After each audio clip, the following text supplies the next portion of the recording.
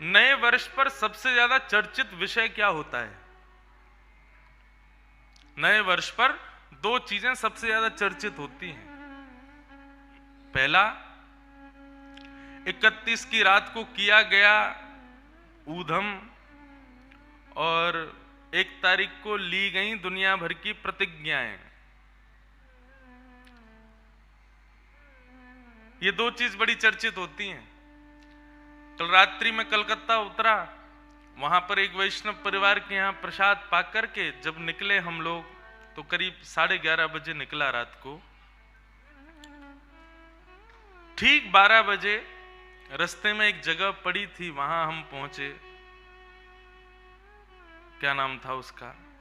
कौन सा कोई घाट था? हाँ, कोला घाट। कोला घाट हम पहुंचे तो रात्रि के 12 बजे थे, तो थोड़ा जलपान आदि के लिए रुके, पानी पीना, थोड़ा चाय वादी पीने के लिए। उसी समय 12 बजे जैसे ही मैंने गेट खोला, कदाचित मेरे मन से थोड़ी देर के लिए निकल गया था कि नव वर्ष है, और जैसे ही गेट खोला है महाराज, ऐसा लगा कि मैं भूतों की दुनिया में आ गया हूं। दुनिया भर के भटाके बम फोड़े जा रहे हैं और महाराज आकाश में जहां देखो वहां धुआं ही धुआं दिखाई दे रहा है। हमारे भारत का भविष्य, एक मोटरसाइकिल पर 6-6 लोग बैठे हैं, यहां से वहां भग रहे हैं, हल्ला मचा रहे हैं, चीख रहे हैं, चिल्ला रहे हैं। कोई मदिरा पान कर रहा है, कोई बीड़ी सिगरेट पी रहा है, कोई नाच रहा है, हंस रहा है। देख करके, और मैं उन सबके बीच में बैठ करके, वहां एक छोटा सा स्थान था, वहां बैठ के अपना चाय नाश्ता सब कर रहे थे। वो स्थिति देख करके हृदय में इतनी घबराहट हो रही थी। ये भविष्य है भारत का। अपने दिन की शुरुआत ऐसे कर रहे हैं। आज कितने युवाओं ने तो रात्रि 12 बजे का सेलिब्रेशन तो किया होगा, लेकिन सुबह का सूर्योदय नहीं देखा होगा। आज सुबह का पहला सूर्योदय कितने बजे हुआ, कैसा हुआ, उस सूर्य का स्वागत नहीं किया होगा।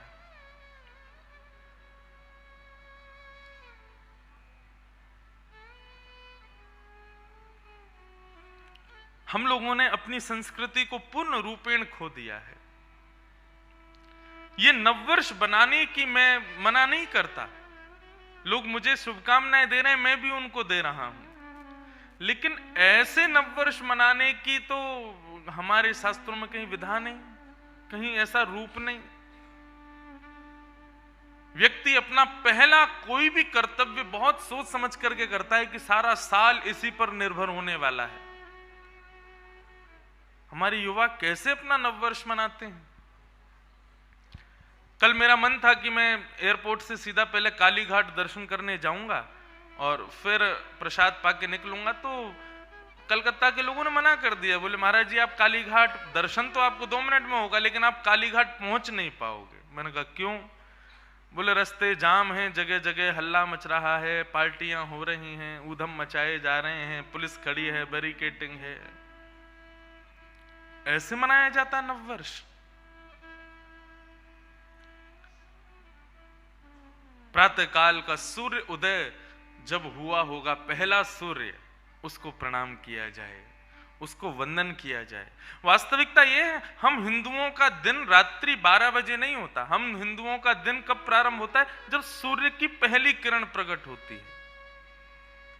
लोग व्रत आदि भी करते हैं ना एकादशी का, तो संत जन बताते हैं कि एकादशी कब तक मानी जाएगी? बोले जब तक सूर्योदय नहीं होगा।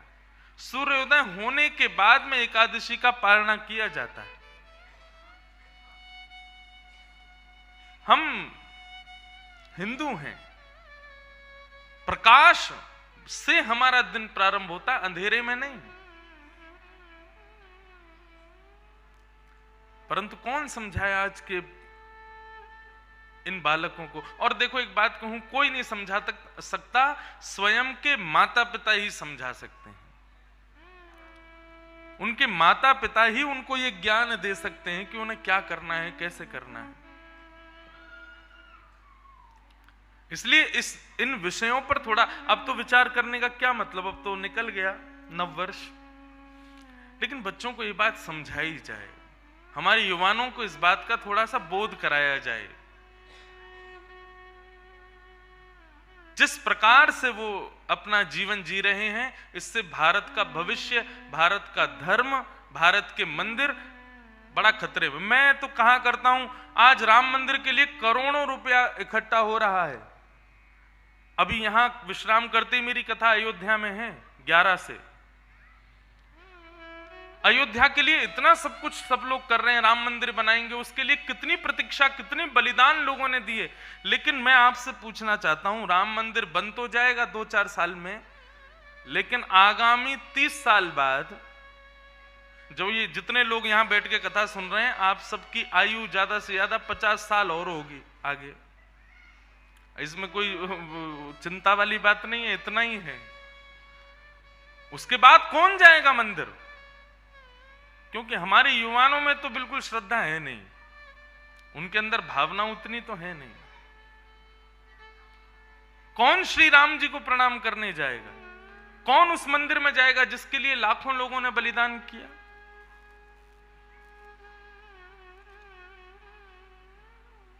आज रिवॉल्यूशन के रूप में, एक शपथ के रूप में, एक प्लेज के रूप में माता पिता को लेनी चाहिए कि हम अपने बालकों को संस्कारी बनावें, हम अपने बालकों को वैदिक सनातन धर्म क्या है ये सिखावें, ये बतावें। बहुत जरूरी है।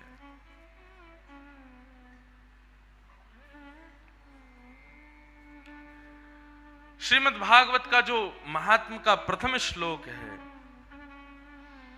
3 बातें इसमें बताई गई हैं। कौन कौन सी 3 बातें?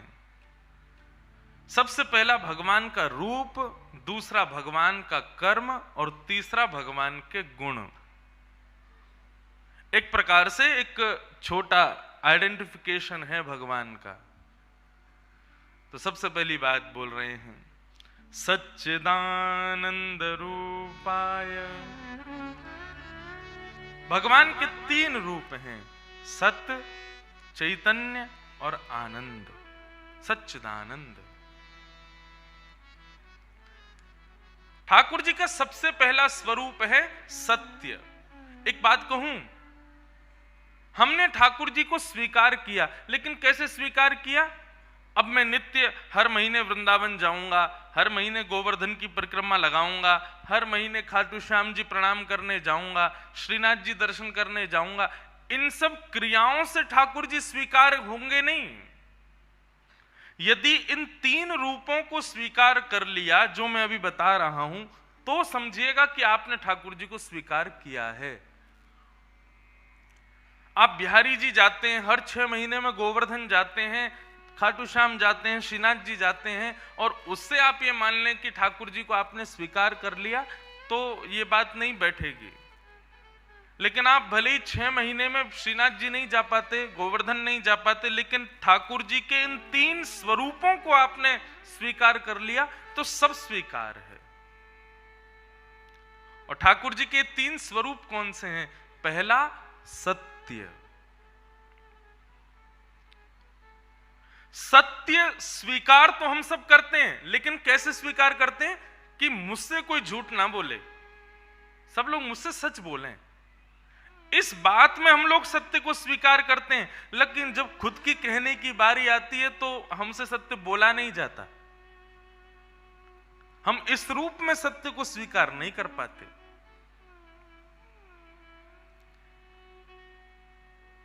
कहने में और सुनने में, दोनों स्थिति में सत्य को स्वीकार करो। अभी स्थिति यह है, सुनना सब चाहते हैं सत्य, लेकिन बोलना कोई नहीं चाहता। सत्य स्वीकार करो। दूसरा चैतन्य। चैतन्य का तात्पर्य क्या है? सामने मंदिर में श्री राम जानकी और लखन लाल जी विराज रहे हैं, सुंदर शिवालय भी है बगल में, हनुमंत लाल जी भी बैठे हैं। अब उनके प्रति ये भावना नहीं होनी चाहिए कि ये केवल एक पाषाण है, ये केवल एक मूर्ति है, ये केवल एक धातु है, इस प्रकार की विचारधारा नहीं। उनको साक्षात चैतन्य समझो। चैतन्य का मतलब क्या होता है? जैसे हम एक दूसरे मानव को समझते हैं। बहुत सावधानी से बैठिए। अपने पुत्र को ठंडी होने पर हम तुरंत स्वेटर पहना देते हैं। क्यों? क्योंकि हमारी भावना है कि वो चैतन्य है, उसको सर्दी लग रही होगी। भूख लगने पर तुरंत भोजन बना के उसको पवाते हैं। क्यों? क्योंकि हमारी भावना है कि वो चैतन्य है। ऐसी भावना ठाकुर जी के प्रति हो।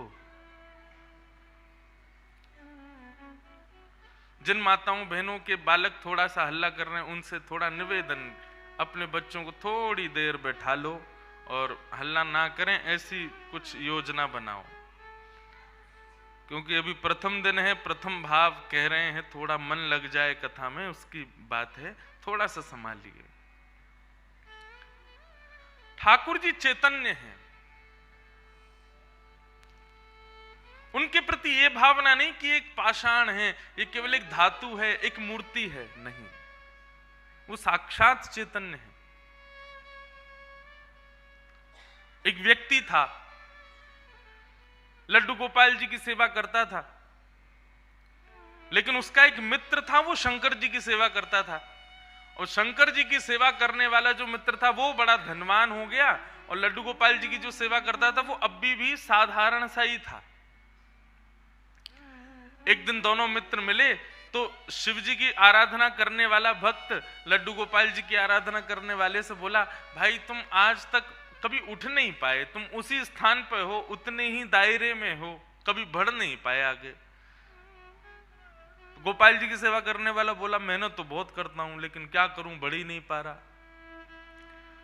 शिव आराधक ने कहा कि एक काम करो, तुम अपने आराध्य बदल दो। ये तुम गोपाल जी की आराधना करते हो ना, इनकी जगह तुम शिव जी की आराधना शुरू कर दो, देखना कैसे जीवन में बदलाव आएगा। व्यक्ति के अंदर सबसे बड़ी कमी क्या है? ठाकुर जी के प्रति अविश्वास, अपने कर्तव्यों के प्रति अविश्वास, और सबसे बड़ी बात कहूं, अपने प्रति अविश्वास। सेल्फ कॉन्फिडेंस लेवल बिल्कुल शून्य है हम लोगों का। खुद पर ही भरोसा नहीं है हमें। हम जो कर रहे हैं, हमारी जो क्रिया है वो उचित है कि नहीं, हमें दूसरे से राय लेने की जरूरत पड़ती है।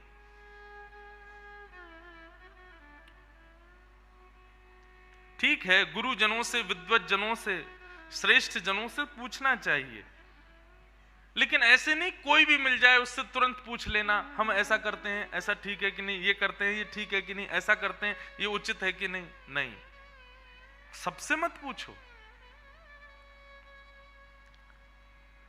अब उस व्यक्ति ने यही किया कि गोपाल जी को ले जाकर के तो अलमारी में रख दिया, दूसरे दिन एक शंकर जी ले आया, और शंकर जी का बढ़िया रुद्राभिषेक करके, त्रिपुंड लगा करके, बढ़िया ज्योत नैवेद्य आदि सब अर्पित करके, अगरबत्ती जला करके ओम नमः शिवाय का जाप करने लगा। और अब तक गोपाल जी की सेवा करता था, वो गोपाल जी अंदर बैठा दिए एक अलमारी में, उनकी सेवा बंद।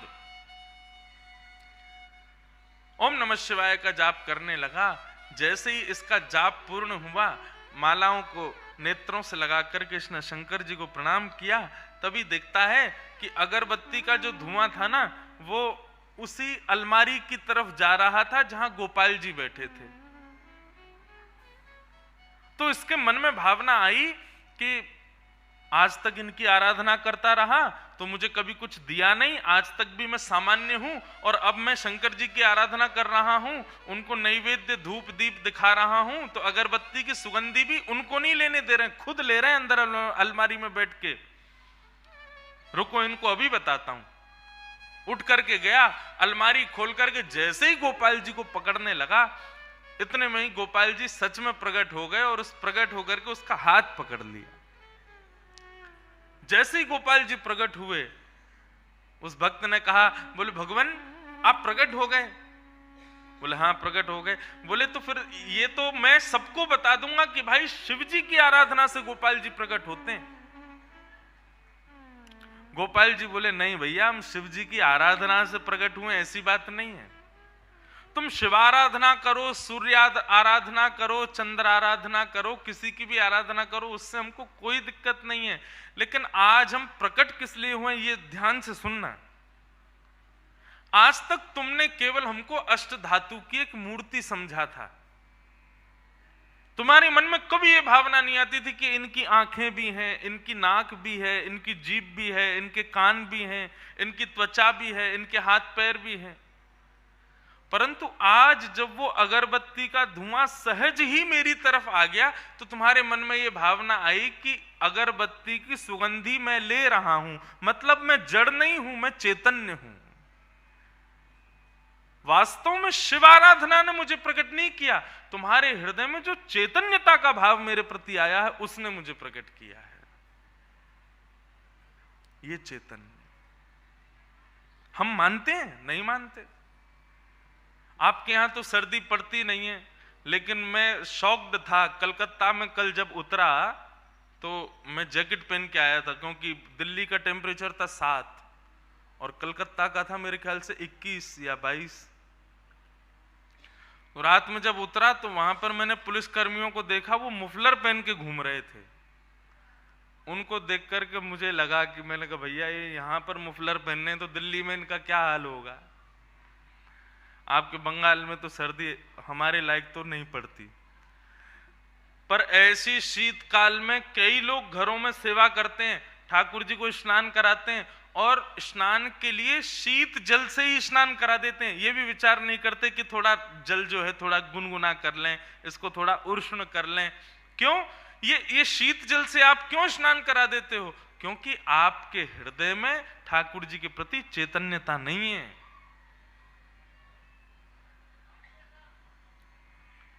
ये चैतन्यता का भाव हो। मैं ये बात इसलिए कह रहा हूं कि ठाकुर जी का स्वीकारीकरण तभी होगा जब ये 3 चीजें होंगी, सत्य, चैतन्य और आनंद। सबसे पहले सत्य को स्वीकार करो, उसके बाद ठाकुर जी चैतन्य हैं यह स्वीकार करो, उनके प्रति चैतन्यता का भाव रखो। और तीसरा आनंद। आनंद किसे कहते हैं?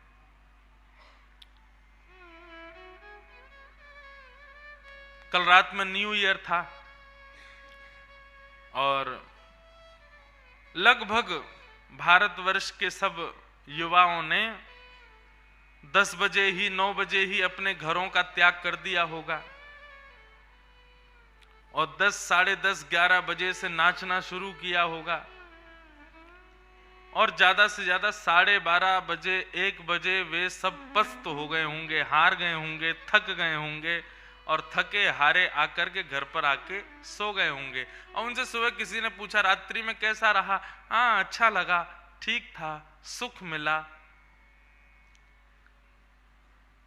परंतु आप सब लोग आज 1 जनवरी है, सवेरे 9:30 बजे से तैयार हो, मंदिर से कलश यात्रा लेकर के आए हो, यहाँ आकर के फिर प्रसाद पाया है, 2:30 बजे से व्यास जी का इंतजार कर रहे हो, 4 बजे व्यास जी मंच पर आए हैं, अभी 5 बज रहे हैं, सुबह 10 बजे से लेकर के 5 बजे तक की आपकी ये यात्रा इतनी लंबी हो गई।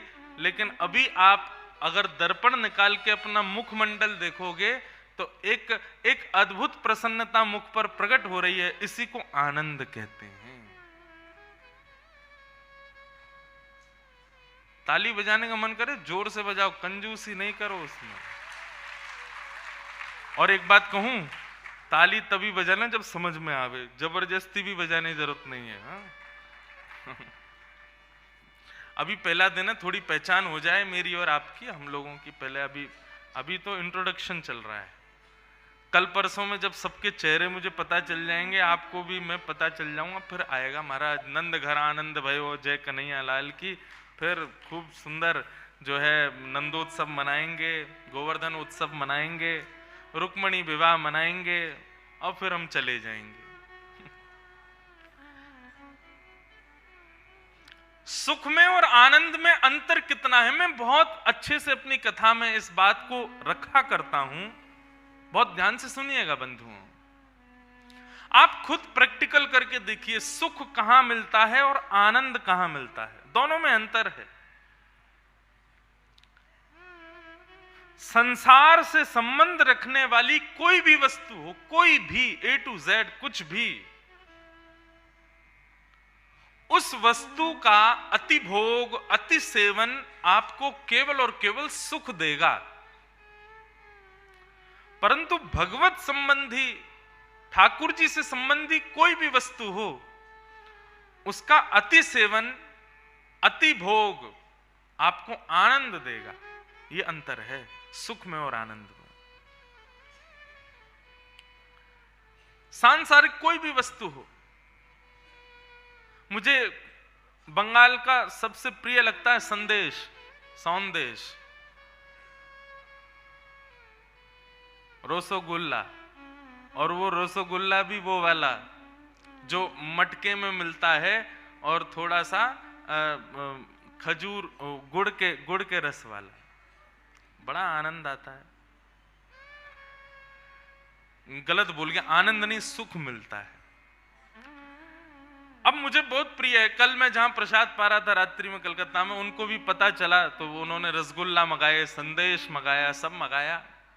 आपको पसंद है, एक रख दिया संदेश, 2 रख दिए, 3 रख दिए, 4 रख दिए, खाता गया। लेकिन मानव का स्वभाव है, संसार की कोई भी वस्तु हो, जितना उसका सेवन करोगे ना, धीरे धीरे हर पल आपके उस सेवन से आपके अंदर की इच्छा नष्ट होने लग जाएगी उसको पाने के लिए। जब हम स्कूल में पढ़ते थे, फिजिक्स में एक डेंसिटी बताई जाती थी, वस्तु का अति भोग करने से हमारी इच्छा जो है नष्ट होने लग जाती है। संदेश भले ही मुझे कितना भी प्रिय हो, लेकिन 3-4 संदेश खाने के बाद में 5वां संदेश खाना तो बहुत दूर की बात, देखने की भी इच्छा नहीं करेगी मेरी, भले ही वो कितने भी अच्छे से क्यों ना बनाया हो। यह है सांसारिक सुख कि उसका लिमिट अगर क्रॉस हो गई तो वो वस्तु आपको फिर सुख नहीं दे पाएगी, वो आपको फिर प्रसन्न नहीं कर पाएगी। लेकिन ठाकुर जी से संबंधी, चाहे वो कथा हो, चाहे वो दर्शन हो, चाहे वो तीर्थ यात्रा हो, जितनी बार करोगे, जितना ज्यादा सुनोगे, जितना गहराई में जाओगे, जितना अति सेवन करोगे, उतनी और लालसा बढ़ती चली जाएगी। इसी को आनंद कहते हैं। आज तो पहला दिन है कथा का, 3 दिन बाद ये स्थिति होगी। मैं गारंटी से कह रहा हूं कि 3 बजे कथा प्रारंभ होगी, 7 बजे जब कथा विराम होगी तो आप लोग कह उठेंगे कि महाराज जी आप थोड़ी बहुत देर और सुनाया करो। 7 बजे तक भी मन नहीं भरता, थोड़ा मन करता है और थोड़ा सुने। इसी को आनंद कहते हैं, जहां पर हम समय की पाबंदी से बच जाते हैं, शरीर की स्थिति से निकल जाते हैं, भोजन पानी ये सब हमारा बिल्कुल शांत हो जाता है, शरीर की सारी इच्छाएं नष्ट जैसी हो जाती हैं। इसको आनंद कहते हैं।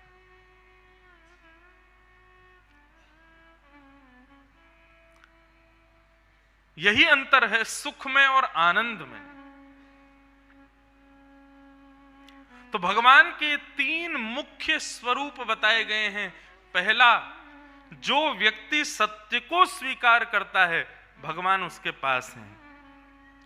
जो ठाकुर जी को चैतन्य मानता है भगवान उसके पास है। और जो आनंद में ही सराबोर रहता है ठाकुर जी उसके पास हैं।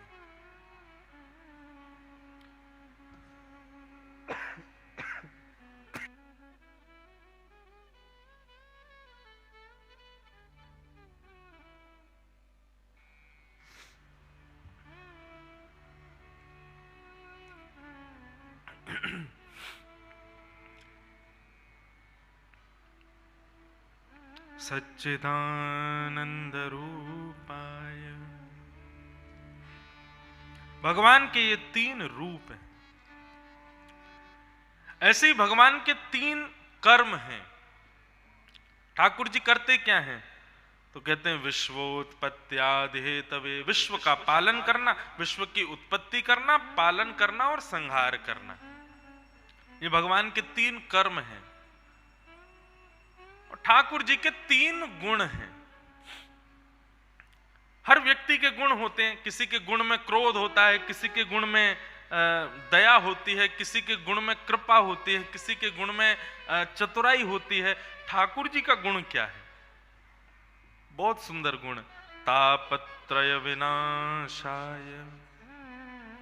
ठाकुर जी का गुण है कि एक बार उनको प्रणाम करने वाले व्यक्ति के ठाकुर जी तीनों प्रकार के तापों को नष्ट करते हैं, आदि दैविक, आदि भौतिक, आध्यात्मिक।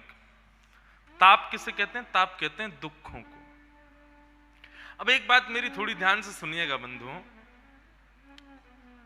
भगवत सन्निधि लेने से, भगवान के सन्मुख जाने से, भगवान की बहुत सेवा करने से और सत्यचंडी यज्ञ कराने से, रुद्राभिषेक कराने से, हनुमान जी पर चोला सुंदरकांड आदि कराने से जीवन में दुख खत्म हो जाते हैं? ऐसा नहीं होता।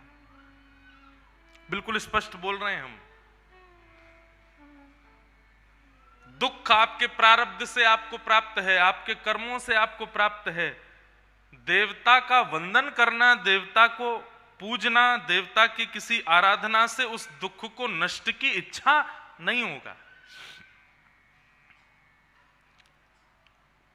आप कहेंगे तो फिर क्या होता है? भगवत आराधन करने से, भगवत सन्मुख जाने से, भगवत सन्निधि प्राप्त करने से दुख तो जीवन में आएगा, परंतु भगवत सन्निधि के कारण उस दुख से लड़ने की क्षमता आपको प्राप्त होगी। और इसका सबसे बड़ा प्रमाण पता है क्या है? गीता, महाभारत। अर्जुन के साथ थे भगवान, उसके सारथी थे भगवान। चाहते तो भगवान एक भ्रगुटी टेढ़ी कर लेते, थोड़ा बस क्रोध भर के देख लेते तो कौरव वैसे ही मर जाते, लेकिन नहीं। भगवान ने बार बार अर्जुन को समझाया और कहा तुम युद्ध करो, युद्ध करो, युद्ध करो। और सारा युद्ध 18 दिन तक करवाया अर्जुन के द्वारा। भगवान चाहते तो युद्ध को 2 मिनट में समाप्त कर देते, लेकिन नहीं, कर्म करवाया। इससे यह बात पता चलती है कि भाई ठाकुर जी की सन्निधि लेने से हमारे संकट जीवन के नष्ट नहीं होंगे। संकट तो जीवन में आएंगे, बस जैसे अर्जुन को दिशा मिलती गई, क्या करना है, कैसे करना है, कहां करना है, वैसी दिशा हमको मिलेगी ठाकुर जी के पास जाके। एक प्रकार से समझ लो, आज की भाषा में समझाऊं तो गूगल मैप होता है सबके फोन में आप उसमें सीधा सीधा डाल देते हो कि मुझे यहां से कलकत्ता जाना है। उसमें डालने से आपको वो मार्ग प्रशस्त करेगा। ऐसा नहीं कि गाड़ी उड़ के सीधा कलकत्ता ही पहुंचेगी, गाड़ी चलानी पड़ेगी, पेट्रोल भरना पड़ेगा, ब्रेकर आएगा तो ब्रेक लगाना पड़ेगा, ट्रक सामने होगा तो संभालना पड़ेगा। मार्ग वो आपको बता देगा कि ऐसे ऐसे ऐसे यहां से घूम के जाना है, इस रोड पर ट्रैफिक ज्यादा मिलेगा तो यहां से ऐसे घूम जाना, यहां ट्रैफिक मिलेगा तो ऐसे घूम जाना, तुम अपने स्थान पर इतने बज के इतने मिनट पर पहुंच जाओगे। ठीक ऐसे ही ठाकुर जी की सन्निधि है। ठाकुर जी की सन्निधि प्राप्त करने से, समक्षता प्राप्त करने से, उनके सन्मुख जाने से ठाकुर जी केवल मार्ग प्रशस्त करेंगे, चलना तुमको खुद पड़ेगा। कर्तव्य क्रियाशील आपको ही करना पड़ेगा, ठाकुर जी नहीं करेंगे उसको। लोग मेरे से आके पूछते हैं, हम इतना भजन करते हैं, हम इतने सुंदरकांड के पाठ करते हैं, गंगा जी का जलपान करते हैं, गोपाल जी की इतनी सेवा करते हैं, सब कुछ करते हैं, फिर भी हमारे जीवन में दुख क्यों है? यदि ठाकुर जी की सेवा करने से सुख मिलता तो सबसे सुखी मीराबाई होती। कभी उठा के पढ़िए चरित्र मीराबाई का। ना परिवार ने साथ दिया, ना समाज ने साथ दिया, ना किसी ने, और फिर भी मीराबाई अपने ठाकुर जी को लिए। भाई छोड़या बंधु छोड़या, छोड़या जग सोए। भाई छोड़या बंधु छोड़या, छोड़या जग सोए। साधुअन संग बैठ बैठ, साधुअन संग, साधुअन संग बैठ बैठ, साधुअन संग लोक लाज खोई रे, मेरे तो गिरधर गोपाल, मेरे तो मेरे तो गिरधर गोपाल, मेरे तो दूसरो न कोई, दूसरो न कोई, मेरे तो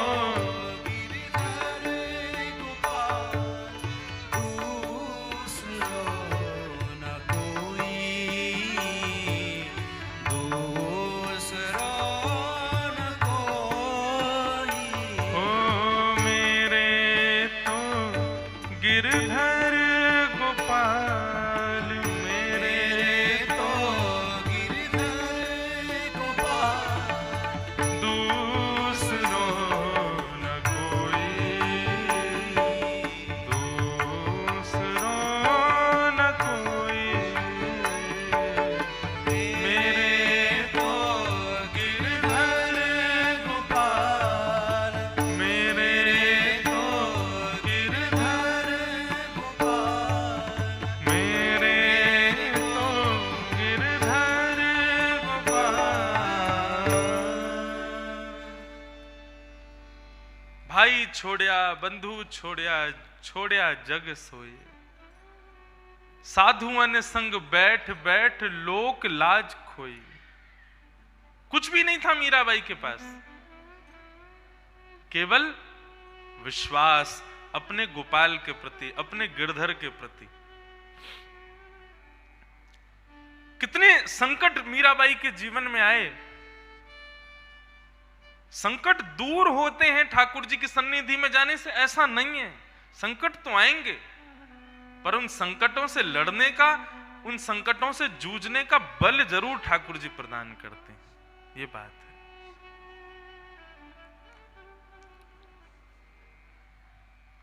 मैं एक कथा आजकल अपनी कथा में कहा करता हूं। जगन्नाथ जी के प्रिय भक्त हुए श्री माधवदास जी। माधवदास जी को एक बार बहुत बड़ा रोग हो गया, पेट का रोग। बार बार उनको शौचालय जाना पड़ता था। इतने बीमार हो गए कि अब स्वयं से अपने मलमूत्र को पहुंच भी नहीं पा रहे, अपने आप को साफ भी नहीं कर पा रहे थे। तब ऐसी स्थिति में जगन्नाथ जी स्वयं आ गए उनकी कुटिया में और आकर के जल भर के लावे और श्री माधवदास जी के अंग को पहुंचे, अंग को साफ करें। माधवदास जी के जब नेत्र खुले तो देखा कोई और नहीं, मोर मुकुट वंशीधारी स्वयं जगन्नाथ जी लगे सेवा में। माधवदास जी रोने लगे, बोले भगवान आप क्या कर रहे हो? ठाकुर जी बोले क्यों माधव, तुम भक्ति मेरी सेवा करना जानते हो, मैं अपने भक्तों की सेवा नहीं कर सकता। माधवदास बेचारा मेरा इतनी पीड़ा में है, इतने कष्ट में है, उसको पेट का रोग हो गया है, वो स्वयं को स्वच्छ नहीं कर पा रहा। यदि मैं इतना कर दूं तो मेरी कोई प्रभुता घट थोड़ी जाएगी। मैं कोई ऐसा थोड़ी है कि भगवान तत्व से कोई पदभ्रष्ट हो जाऊंगा, क्या बुराई है? माधवदास जी बोले बुराई कोई नहीं है भगवान, लेकिन मुझे चिंता ये इस बात की हो रही है, आप मेरे मैले शरीर को साफ करना आपको मंजूर है, मेरे दूषित शरीर को पानी डालकर के स्वच्छ करना आपको मंजूर है, आप मुझे ठीक ही कर दीजिए ना, मेरी पीड़ा ही दूर कर दो ना। ये जो बीमारी मुझको हो गई है, इस बीमारी को सही कर दीजिए ना। आपको करना ही नहीं पड़ेगा ये सब, आपके लिए कौन सी बड़ी बात है। एक बार हाथ फेर दो, बस मैं बिल्कुल स्वस्थ हो जाऊंगा, ठीक हो जाऊंगा, मेरी पीड़ा दूर हो जाएगी, अपने आप पहुंच लूंगा अपने शरीर को। आप पीड़ा दूर नहीं कर रहे हो और मेरे शरीर को साफ करने आ गए हो यहां पर, ऐसा क्यों?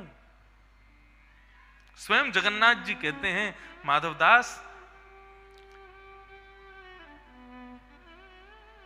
हम लोग इस संसार में जब मानव को भेजते हैं ना, तो मानव अपने कर्म को यहां भोगने आता है पृथ्वी पर, और उसके जीवन में जितनी भी विपत्तियां आती हैं, आपत्तियां आती हैं, कष्ट आते हैं, ये सब उसके प्रारब्ध हैं, उसके कर्म हैं। यदि मैं कृपा करके, मैं थोड़ी दया करके अगर व्यक्ति के कर्मों से मिलने वाले दुखों को नष्ट कर दूंगा ना, तो कर्म तो बचा रह जाएगा, उसने भोगा ही नहीं, उसको भोगने के लिए फिर से आना पड़ेगा। आज माधव तुम एक पेट के रोग के कारण तुमको मलमूत्र आदि तुम्हारा निकल रहा है, आज तुम स्वयं इसको साफ नहीं कर पा रहे, तुम चाहते हो कि मैं तुमको ठीक कर दूं। यदि मैंने तुमको ठीक कर दिया तो तुम्हारा बचा हुआ जो कर्म है उसको भोगने के लिए तुमको फिर से आना पड़ेगा। इसलिए जब मैं किसी से बहुत प्रेम करता हूं और बहुत जल्दी अपनी प्राप्ति कराने की इच्छा रखता हूं ना, तो उसके सारे संचित कर्मों को एक संग भोगवा देता हूं। जितना हो सके जल्दी जल्दी भोग ले, जल्दी जल्दी छुटकारा पा इस संसार से, निकल तू यहां से जल्दी। इसलिए भक्तों को, वैष्णवों को आप देखोगे उनके आंखों में आंसू रखे ही रहते हैं। क्यों? कोई ना कोई संकट, कोई ना कोई ताप, कोई ना कोई दुख उनके जीवन में बना ही रहता है। हमारे वृंदावन में आकर के देखो कितने कितने कैसे बड़े बड़े भजनानंदी 2-2 लाख नाम जप रोज करते हैं, 2 लाख नाम जप।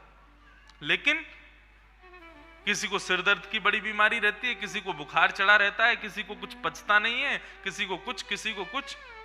हमारे वृंदावन के वैष्णव संतों को देखो कितना शुद्ध पाते हैं वे लोग। देसी गाय का ही दूध पिएंगे, देसी गाय के घी से निर्मित सामग्री खाएंगे, लेकिन फिर भी सबको कोई ना कोई रोग लगा होगा। इससे ये बात समझ में आती है कि ठाकुर जी जल्दी छुटकारा देने के लिए उनके सारे प्रारब्धों को एक संग भुगवा रहे हैं। और यहां आप लोग देखो दुनिया भर का उल्टा सीधा खाने वाले लोग कुछ भी खा जाते हैं, कुछ भी पी जाते हैं, लेकिन उनको कोई रोग ही नहीं हो रहा। वो बड़े प्रसन्न हैं, बड़े आनंद में घूम रहे हैं। इसका मतलब क्या है? ठाकुर जी ने उनको भोगने के लिए बनाया है। ठाकुर जी की उन पर कृपा दृष्टि नहीं है, इसलिए उनके जीवन, आपके स्वयं के बंगाल में जिनका जन्म हुआ है, ऐसे स्वामी श्री विवेकानंद कहते हैं, यदि जीवन में एक दिन भी बिना कठिनाइयों के आपका निकलता है ना, तो आपको चिंता होनी चाहिए कि मैं कुछ गलत कर रहा हूं। आज मेरे जीवन में कोई विपत्ति क्यों नहीं आई? आज मेरे जीवन में कोई विपरीत स्थिति क्यों नहीं आई? आज मुझे चिंता क्यों नहीं हुई? स्वामी विवेकानंद कहते हैं, यदि प्रत्येक दिन आपका चिंता में व्यतीत होता है, विपत्तियों में आपत्तियां कोई ना कोई आई जाती है हर दिन, तो समझना, खुश हो जाना, थोड़ा अपनी पीठ थपथपाना, ठाकुर जी की तुम पर दया दृष्टि है, जल्दी जल्दी तुम्हारे प्रारब्धों को नष्ट करवा रहे हैं तुमसे। मुझसे लोग आके कहते हैं, महाराज जी, कई बार लोग मिलने आते हैं, महाराज जी हम बहुत दुखी हैं, बहुत कष्ट है, भोजन के लिए भी धन नहीं होता, बिजली का बिल भरने के लिए भी धन नहीं होता। ऐसे लोगों को देखकर के दोनों प्रकार की भावना मन में आती है, कष्ट भी होता है और ये भी लगता है कि भाई तेरी अब जल्दी जल्दी निवृत्त होने वाला है तू, इसीलिए इतना संकट जीवन में है। इसलिए आज इस बात को गांठ बांध लीजिए कि भगवत सानिध्य से कष्ट दूर नहीं होता, कष्ट से लड़ने का, कष्ट से जूझने का बल मिलता है।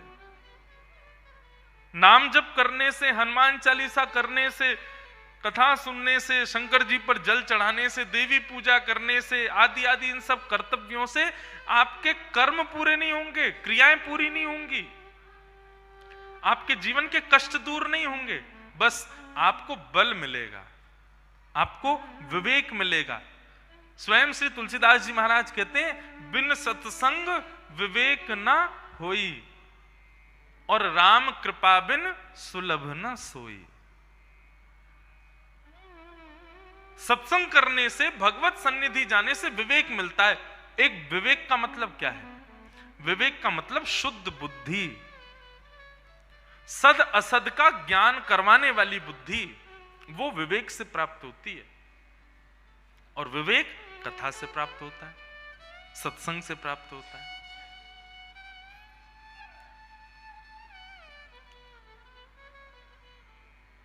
भगवान के सन्मुख जाओ, भगवत सानिध्य में जाओ, तो यही कामना करो, हे नाथ मुझे अर्जुन की तरह बल देना।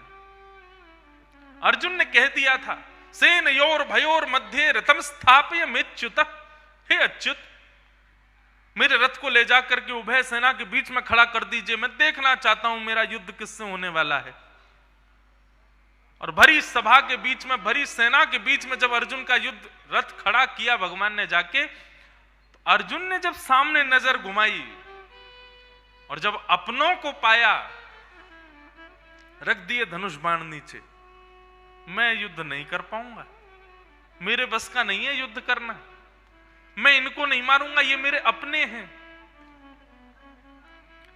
तब भगवान खड़े हुए, कमर पर हाथ रखी, बोले कायरों की सी बात करता है, युद्ध के बीच मैदान में आकर के कह रहा है कि मैं युद्ध नहीं करूंगा। और तब भगवान ने उसको गीता का ज्ञान दिया। भगवान ने अर्जुन के बदले युद्ध नहीं लड़ा या फिर युद्ध को समाप्त नहीं किया, उसको ज्ञान दिया, उसको सुबुद्धि प्रदान की, उसको विवेक प्रदान किया। 10 अध्याय बाद भगवान पूछते हैं, अर्जुन अब तेरा मोह कैसा है? तब अर्जुन कहता मेरा मोह चला गया। भगवान बोले नहीं, अभी और सुन, 8 अध्याय और सुनाए। तब पूछा अर्जुन अब तेरा मोह कैसा है? तब अर्जुन कहता है नष्ट मोह स्मृतिर्लब्धा, अब मेरा मोह नष्ट हो गया।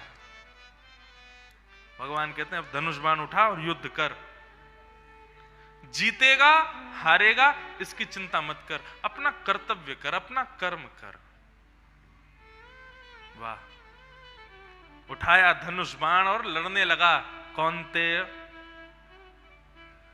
जीत गया 18 दिन में।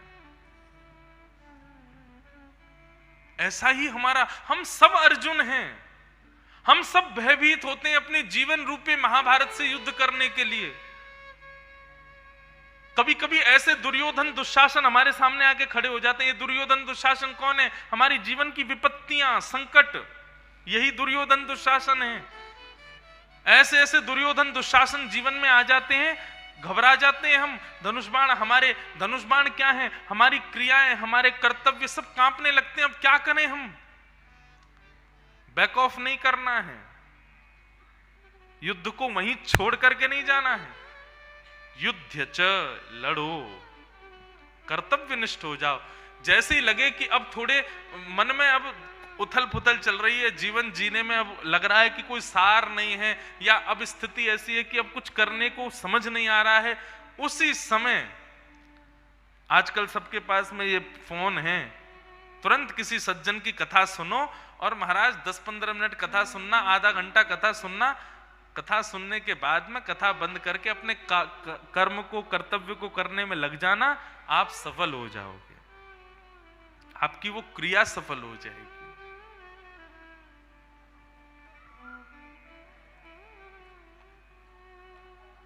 तापत्रय विनाशाय श्री कृष्णाय वयं नमः। ऐसे श्री कृष्ण को हम बारंबार प्रणाम करते हैं। बंधुओं, एक प्रकार से ये भी समझ सकते हैं कि भगवत शरणागति करने से, भगवत सानिध्य लेने से संकट तो जीवन में आएगा, लेकिन बिना भगवत सानिध्य के जितना कष्ट वो संकट देगा ना, भगवत सानिध्य के बाद उतना कष्ट नहीं देगा। पीड़ा तो होगी लेकिन उतनी नहीं होगी। मीराबाई को भी विष पिलाया था, ध्रुव प्रहलाद के अभी हम चरित्र सुनेंगे, सबके जीवन में संकट आया है, लेकिन ठाकुर जी का सानिध्य लेने से, ठाकुर जी का सामिप्य होने के कारण वो कष्ट इतना अनुभव नहीं हुआ, इतना पता नहीं चला उसका। ये भगवत सानिध्य का प्रतिफल है।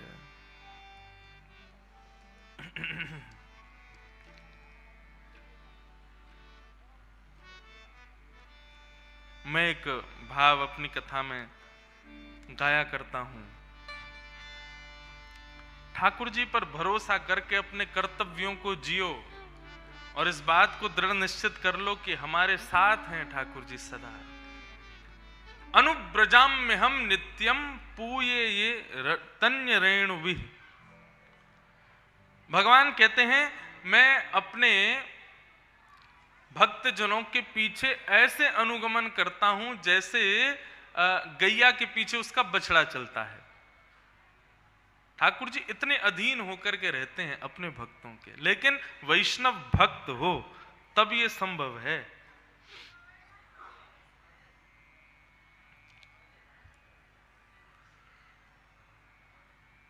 भागवत के महात्म के प्रसंग को सुने।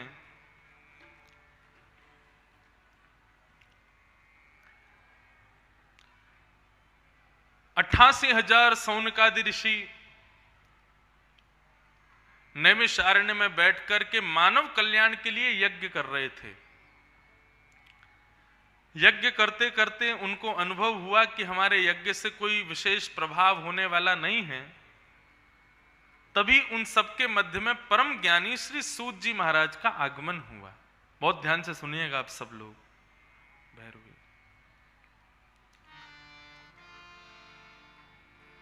सूत जी से सबने जाकर के प्रश्न किया, बोले प्रभु मानव कल्याण के लिए हम लोग हवन कर रहे हैं, यज्ञ कर रहे हैं, परंतु इतने दिन हो गए अभी तक हमको नहीं लगता कि इससे कोई विशेष लाभ होने वाला है। कृपा करके आप बताइए हमें क्या करना चाहिए। श्रेष्ठ से श्रेष्ठ भगवत प्राप्ति का कलयुग में साधन क्या है ये बताइए। सूत जी महाराज कहते हैं श्रीमद् भागवतम शास्त्रम कलौ कीरेण भाषितम।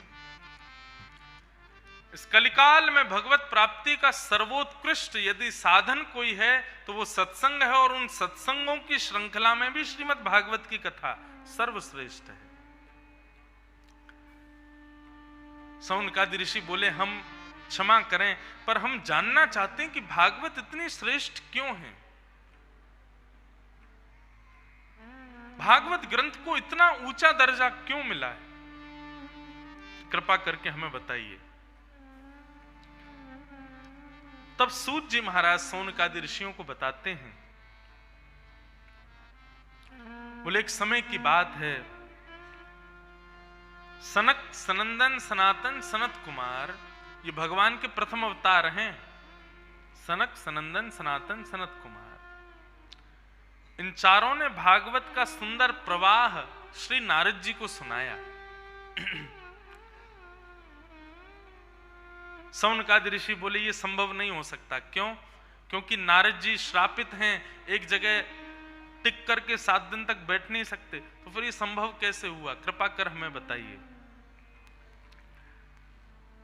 तब बताते हैं कि एक बार नारद जी महाराज बद्रीनाथ में विचरण कर रहे थे। तभी सौनकादि ऋषियों ने उनके मुखमंडल को देखा और देख करके वे समझ गए कि नारद जी बड़ी चिंता में हैं। नारद जी से पूछा कि नारद जी आपकी चिंता का कारण क्या है।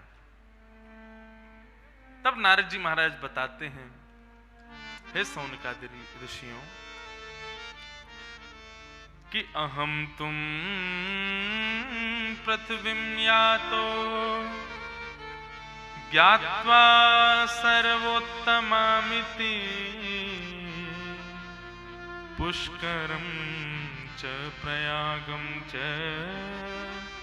काशीं गोदावरी यथा हरिक्षेत्रे कुरुक्षेत्रे श्रीरंगं सेतुबन्धनम् एवमादिषु तीर्थेषु भ्रममाण इतस्ततः। बहुत सावधानी से सुनिएगा। नारद जी महाराज कह रहे हैं, जैसे बंधुओं हम लोग आपस में जब बैठते हैं विदेश की बड़ी प्रशंसा करते हैं, विदेश बड़ा अच्छा है, विदेश में भी ये देश बहुत सुंदर है, बड़ी अच्छी साफ सफाई है, बड़ी व्यवस्थाएं हैं, आदि आदि। तो फिर सबके मन में आता है कि हम भी कभी विदेश जाएं। ठीक वैसे ही जब ऋषि जन एक साथ बैठते हैं और तीनों लोकों के देवता एक साथ बैठते हैं, तब वो पृथ्वी की बड़ी प्रशंसा करते हैं। पृथ्वी बड़ा अच्छी है। क्यों पृथ्वी अच्छी क्यों? बोले पृथ्वी के लोगों को कितना सुयोग है, कभी भी चले जाओ जगन्नाथ जी का दर्शन कर लो, कभी भी चले जाओ द्वारिकाधीश का दर्शन कर लो, बद्रीनाथ भगवान को देखाओ, श्रीनाथ जी का दर्शन कर लो, वृंदावन बिहारी लाल का दर्शन कर लो। ये योग्यताएं जो हम आप सबको प्राप्त हैं, ये देवताओं को नहीं मिली हुई हैं। शंकर जी चाहें तो जगन्नाथपुरी नहीं जा सकते, द्वारिका नहीं जा सकते, श्रीनाथ जी नहीं जा सकते, हम जा सकते हैं कहीं भी कभी भी। तो देवता जो होते हैं ये कभी कभी अवकाश मांगते हैं ठाकुर जी से कि हमको कुछ दिन की छुट्टी दे दो। ठाकुर जी बोलेंगे क्यों? हम रूप बदल करके पृथ्वी पर जाना चाहते हैं, जरा देख के आएंगे आपके तीर्थ आदि कैसे हैं। एक बार नारद जी ने अवकाश लिया ठाकुर जी से और वो पृथ्वी पर भ्रमण करने के लिए आए। कहां कहां गए यहां सब लिखा है।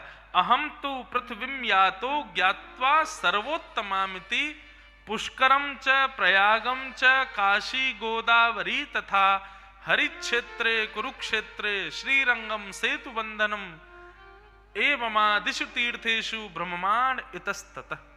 सब जगह गया,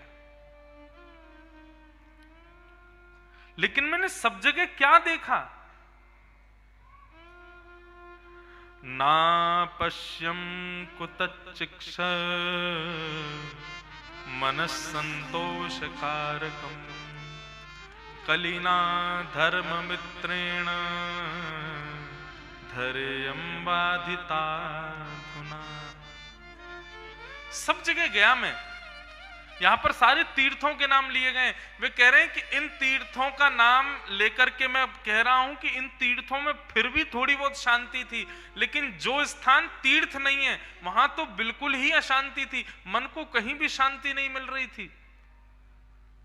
अब यहां पर पूरे अध्याय में हम लोग कैसे हैं, हमारा स्वभाव कैसा, वो सब बताया गया है।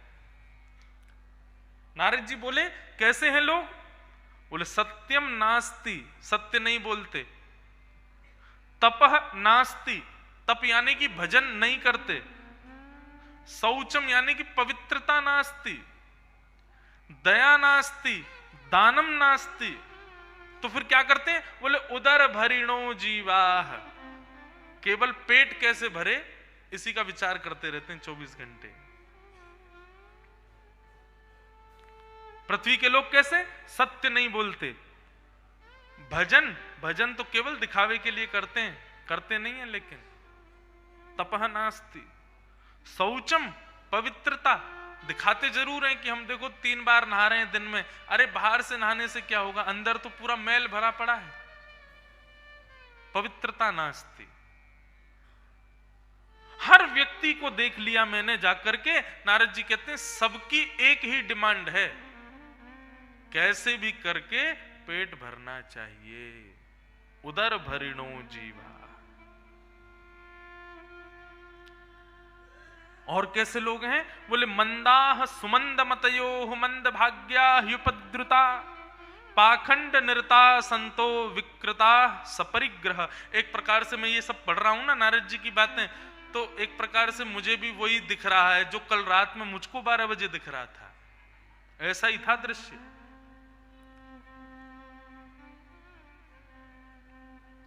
मंदा सुमंद मतयो, मंद बुद्धि। एक प्रकार से मैं धोती बगलबंदी में उन सब के बीच में था, तो वो लोग मुझे ऐसे देख रहे थे कोई एलियन आ गया है क्या। न्यू ईयर पार्टी में ये धोती वाला कहां से आ गया। मेरे माथे का तिलक देख करके, चोटी देख करके वो उपहास का पात्र समझ रहे थे मुझको। लेकिन मैं भी मंद मंद मुस्कुरा रहा था। मैं भी कह रहा था कि भाई उपहास का पात्र मैं नहीं हूं, ये सब हैं। अपने दिन की शुरुआत, अपने नववर्ष की शुरुआत कैसे भूत बन के कर रहे हैं। दुर्गंध आ रही है, धुआं निकाल रहे हैं मुख से, चिल्ला रहे हैं, चीख रहे हैं, मोटरसाइकिल पर बैठे हैं, जोर जोर से रेस लगा रहे हैं, हॉर्न दबा रहे हैं। ऐसी स्थिति में ये भूतों वाले कार्य कर रहे हैं सब।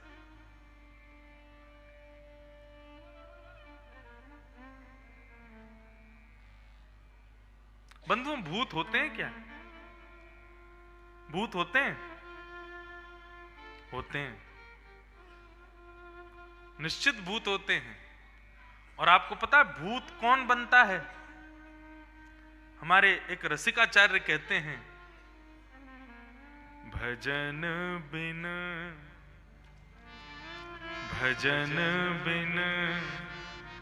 नर मर गट के भूत। जो भजन नहीं करता, जो कथा नहीं सुनता, जो तिलक नहीं लगाता, जो कभी संतों को प्रणाम नहीं करता, कभी विद्वानों के सामने झुकता नहीं, कभी ब्राह्मणों को, पंडितों को देख करके एक बार नीची नजर करके दंडवत ना करता हो, मंदिर में जाके ठाकुर जी की आराधना ना करता हो, ऐसी सुंदर कथाओं को, सत्संग को, ज्ञान को ना श्रवण करता हो, ये सब जो ना करता हो वो भूत ही है, वो इंसान नहीं है, वो मानव नहीं है।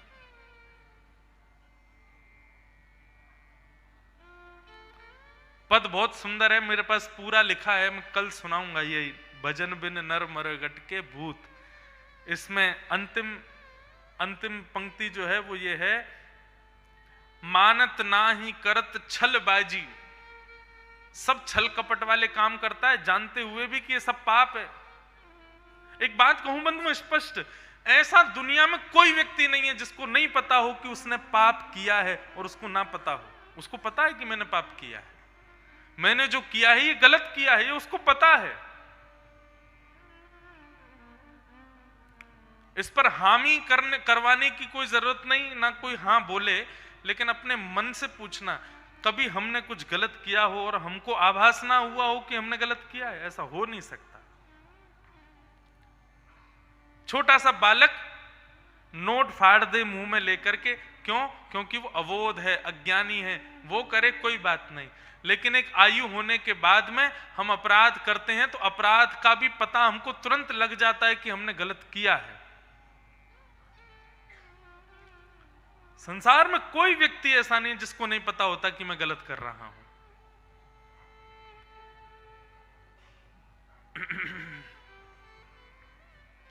नववर्ष ऐसा ही होके रह गया है, जो गलत काम छुप करके करते हैं 365 दिन, बस वही काम 1 जनवरी को खुल के होता है रात में, है तो गलत।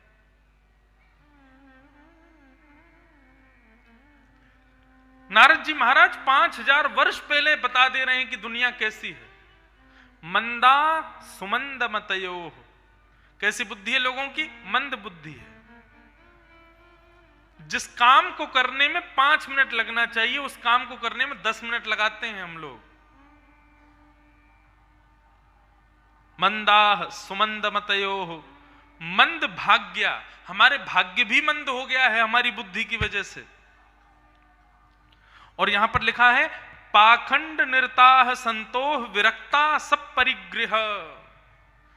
संतों के रूप में तो केवल चोला दिखाई देता है, जटा दिखाई देती है, त्रिपुंड दिखाई देता है, पीले वस्त्र दिखाई देते हैं, अंदर से देखो तो साक्षात पाखंड की प्रतिमूर्ति हैं। पाखंड निरता संतो विरक्ता सब परिग्रह, दिखाने को ऐसा दिखाएंगे कि हम विरक्त हैं, हम सन्यासी हैं, लेकिन अंदर ही अंदर सब परिग्रही हैं, सबका परिवार है। बस दुनिया के सामने दिखाते हैं कि हम विरक्त हैं। अब यहां इतना कटु सत्य लिखा है, कितनी बातें ऐसी वो मैं कह नहीं सकता मंच पे। नारद जी महाराज ये सब देख करके बड़े उदास हो गए, हताश हो गए। नारद जी बोले, मैं सब जगह भ्रमण करता करता, यहां पर एक और चीज लिखी है, क्या? कन्या विक्रीडनो लोभात पतिनाम च कलंकनम। विवाह नहीं होता है, कन्या का विक्रय होता है, बेची जाती है कन्या दहेज के साथ में मिला करके। जो विवाह का संबंध दो रिश्तेदारों का प्रेम मिलन होता है, दो संबंधियों का एक भाव मिलन होता है, उसको लोगों ने व्यापार बना दिया है। इस प्रकार सबका बात बताते हुए बड़ी दुखी, बड़े बड़े व्यथित मन से श्री नारद जी महाराज कहते हैं, मैं सब जगह विचरण करता करता करता करता मैं वृंदावन पहुंचा। और वृंदावन जाकर के मैंने क्या देखा? एक आश्चर्य देखा कि एक तरुणी बैठी है, एक परम सुंदरी, एक युवा कन्या बैठी है, और उस युवा कन्या की गोद में सर रख करके दो वृद्ध लेटे हुए हैं। मैंने जैसे उस कन्या को देखा, मैंने कहा ये युवा और इसके गोद में दो वृद्ध क्यों हैं? तब मैंने उस कन्या से पूछा, देवी तुम कौन हो और तुम युवा हो, अपनी गोद में तुमने दो वृद्धों को क्यों लिटा रखा है और तुम रो क्यों रही हो? तब उस कन्या ने अपना परिचय मुझको दिया और वो कन्या कहती है, अहम भक्ति ऋतिख्याता एमो में तनयो मतौ ज्ञान वैराग्य नामानो काल योगेन जर्जरो। मैं भक्ति हूं, मेरा नाम भक्ति है, और ये दो मेरे पुत्र हैं, एक का नाम ज्ञान है, दूसरे का नाम वैराग्य है। ये दोनों मेरे पुत्र हैं। कलयुग के प्रभाव के कारण मैं अभी भी युवा हूं, मैं अभी भी युवान हूं, लेकिन मेरे दोनों पुत्र वृद्ध हो गए हैं, बुढ़े हो गए हैं।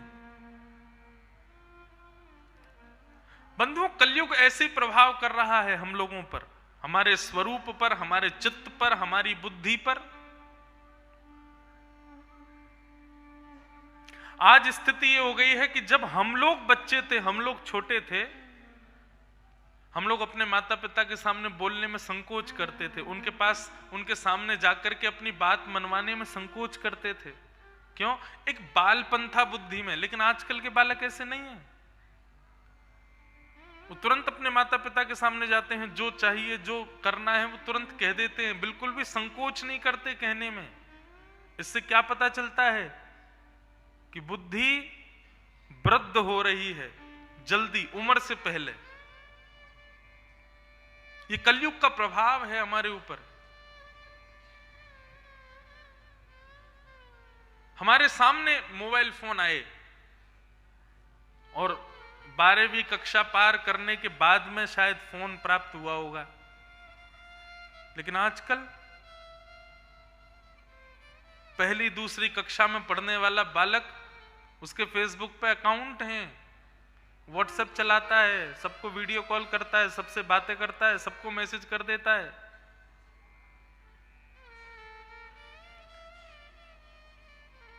मेरी दीदी का एक बालक छोटा सा है अभी, और उसको पता चले मैं कहीं कथा करने गया हूं, अपनी माँ के फोन से व्हाट्सएप पे वॉइस रिकॉर्ड करके बोल देगा, मामू मेरे लिए ये लिया ना।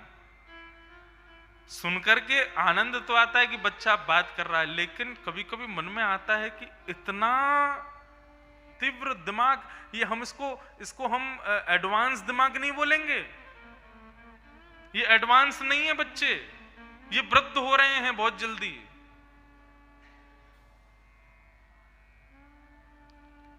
थोड़ा ध्यान दीजिए सब पर। सतयुग में भगवान नृसिंह बनकर के आए थे, किसको मारने के लिए आए थे? हिरण्यकश्यप। त्रेता में भगवान राम बनकर के आए थे, किसको मारने के लिए आए थे? रावण। द्वापर में भगवान कृष्ण बनकर के आए, किसको मारने आए? कंस और शिशुपाल, दंतवक्र। और कलयुग में भगवान का कौन सा अवतार होने वाला है? कल्कि। और कल्कि भगवान कौन से राक्षस को मारने आएंगे?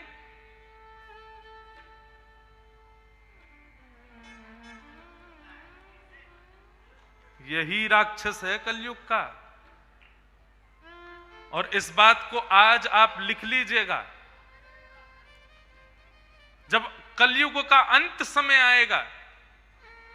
देखिए, राक्षस किसको कहते हैं? हिरण्यकश्यप कौन था? संसार से कहता था भगवान का भजन मत करो, भगवान को ध्याओ मत, भगवान की कथा मत सुनो, सब मुझे प्रणाम करो। रावण कौन था? कहीं कोई यज्ञ करता दिखाई दे जाता था तो पानी फेंक देता था, संतों को कारागृह में डाल देता था, सबको मारना पीटना। मतलब जो भजन करेगा, जो भगवत भजन करेगा, जो शुद्धता से जीवन जिएगा, जो माता पिता की सेवा करेगा, जिसका व्यवस्थित जीवन होगा, उसके व्यवस्थित जीवन को अव्यवस्थित करना, यही राक्षसों का कर्म रहा था। आज हमारे जीवन को सबसे ज्यादा अव्यवस्थित किसने कर दिया? मोबाइल फोन ने, इंटरनेट ने, सोशल मीडिया ने। हमारा जीवन जितना व्यवस्थित था उतना अव्यवस्थित हो गया अब। और आप ऐसा मत सोचना कि ये व्यास जी केवल हमको डांट रहे हैं मंच पे से, मैं खुद के लिए भी कह रहा हूं ये बात। मेरी भी जब सुबह आंख खुलती है तो सबसे पहले मैं भी कराग्रे वस्ते लक्ष्मी ने, मैं भी फोन ही ढूंढता हूं, कहां है, रात में चार्ज हुआ कि नहीं हुआ। ये मेरी भी स्थिति है। देखो, सुनाई दे रही है आवाज?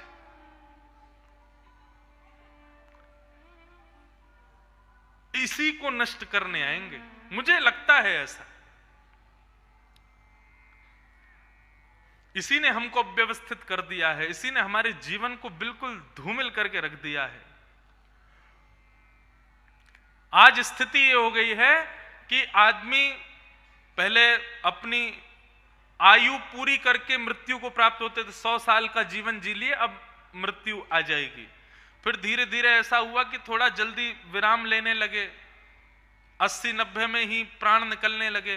फिर धीरे धीरे ऐसा होने लगा खान पान की अशुद्धि के कारण कैंसर जैसी बीमारी, हार्ट अटैक जैसी बीमारी और ना जाने कैसी कैसी बीमारियां शरीर में होने लगी। 60-70 में आयु खत्म होने लगी। लेकिन आप लिख लीजिएगा, आगामी 50, 60, 70 वर्ष बाद व्यक्ति की आयु इसमें आ जाएगी। आने वाले समय में बस इतना कह दिया जाएगा, उसको मारो मत जाके, उसका अपहरण मत करो, उसको किडनैप मत करो, उसका मर्डर मत करो, उसका फोन चोरी कर लाओ। फोन चोरी होते ही व्यक्ति के प्राण निकल जाएंगे, क्योंकि इसी में प्राण चले जाएंगे हमारे। अभी तो ये एक हंसने का विषय है, एक विनोद का विषय है, लेकिन ये बहुत चिंता का विषय भी है। विज्ञान जिस प्रकार से विकसित हो रहा है, विज्ञान जिस प्रकार से नई नई ऊर्जाओं को प्राप्त कर रहा है ना, हमारी बुद्धि भी उतनी ही धूमिल करता जा रहा है।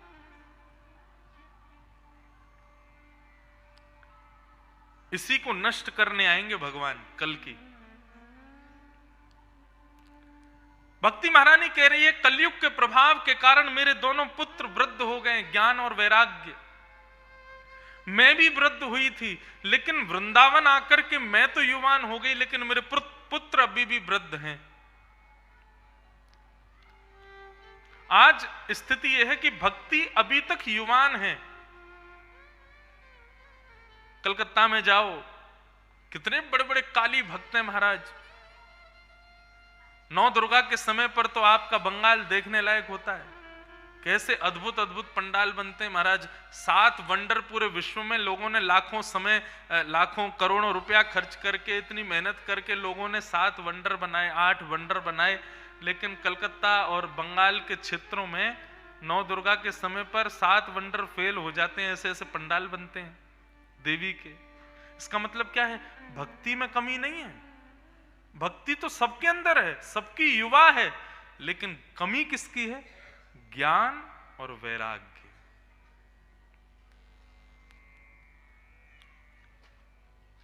माफ कीजिएगा यदि मैं कुछ गलत कह रहा हूं तो। कुपुत्रो जायेत क्वचिदपि कुमाता न भवति। पुत्र कुपुत्र हो सकता है, लेकिन मां कभी कुमाता नहीं हो सकती।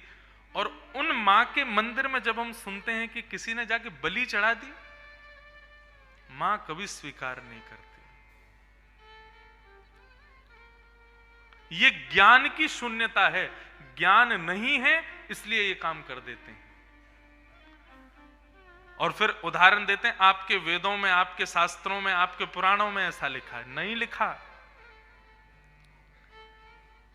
शास्त्र क्या आज्ञा करते हैं?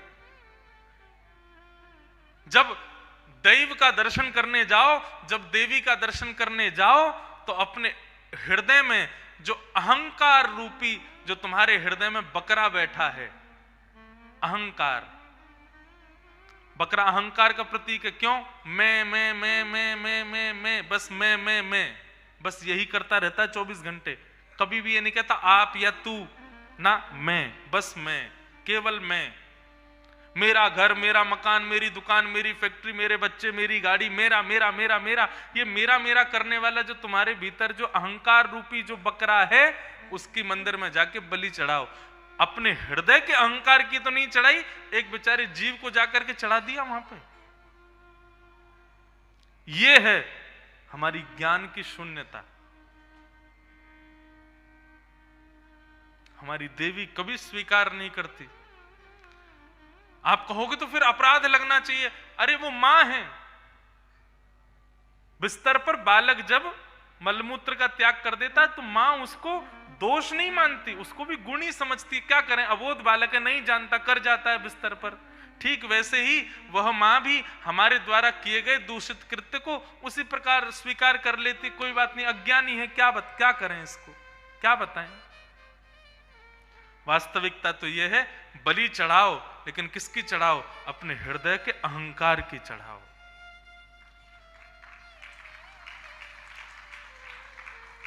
मैं तो अपनी कथा में एक प्रैक्टिकल करवाता हूं सारे श्रोताओं से।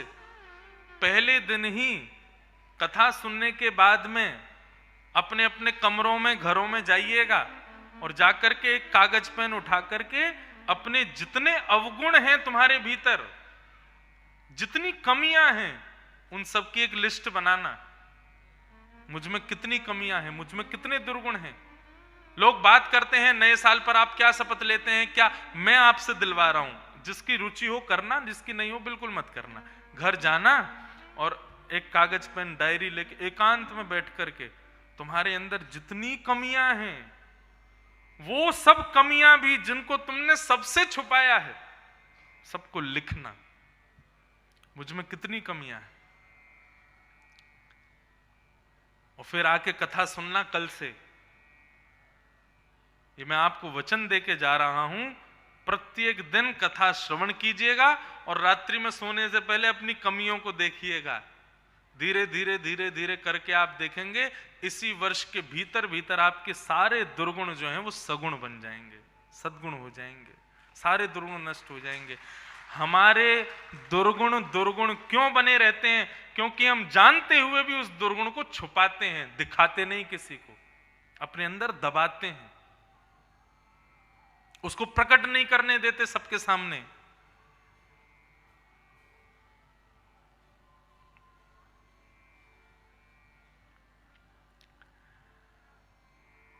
भागवत जी के सन्मुख बैठे हो, भक्ति तो सब में है, सिखाने की जरूरत नहीं है। सीखना क्या है? ज्ञान और वैराग्य। अब यहां पर ज्ञान का मतलब बहुत सारी नॉलेज होना ज्ञान नहीं होता है।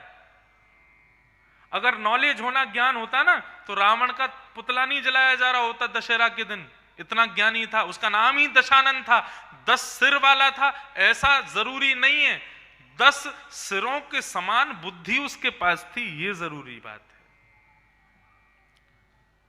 इस पूरे विश्व को बनाने वाले ब्रह्मा के पास भी 4 ही मुख हैं केवल, मतलब 4 बुद्धियां हैं उसके पास में, 4 बुद्धियों के समान उसके पास में बल है। परंतु रावण तो दशानन था, 10 सिर वाला था। कितना बुद्धिमान, कितना विवेकवान, कितना ज्ञानवान। लेकिन ऐसे ज्ञान का क्या जहां पर चरित्र ना हो। तो इससे यह बात सिद्ध हो जाती है कि यहां पर भक्ति के पुत्र ज्ञान का मतलब बहुत नॉलेज होना नहीं है। अगर यह होता तो रावण बहुत नॉलेजेबल था। ज्ञान का मतलब विवेकी होना।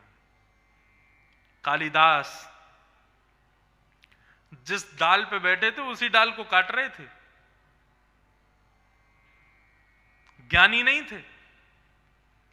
लेकिन काली की शरण में गए और काली की ऐसी कृपा हुई, कालिदास ज्ञानी नहीं हुए, कालिदास विवेकी हुए।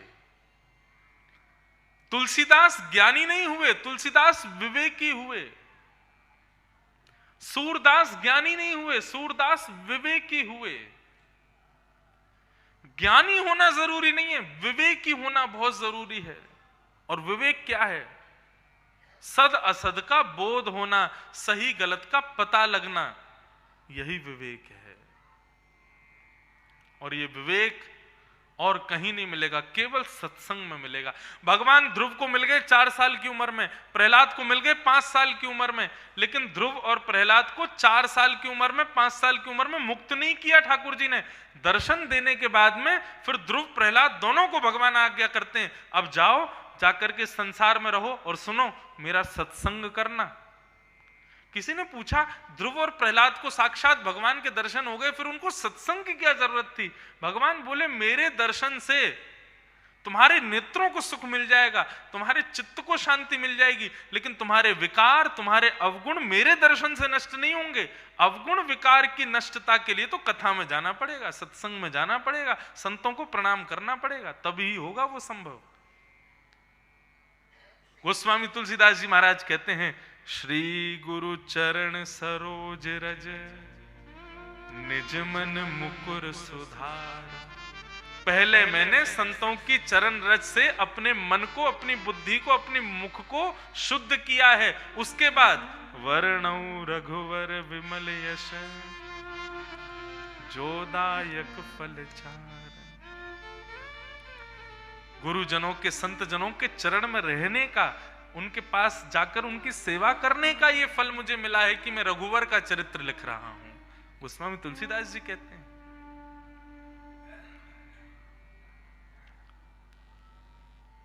गुरु चरणों में, संत चरणों में, विद्वानों के चरणों में, ब्राह्मणों के चरणों में इतनी सामर्थ्य है कि वो तुलसीदास जैसे व्यक्ति के द्वारा मानस नहीं, साक्षात राम को प्रकट करवा देते हैं। हनुमान चालीसा नहीं, साक्षात हनुमंत लाल को प्रकट कर देते हैं।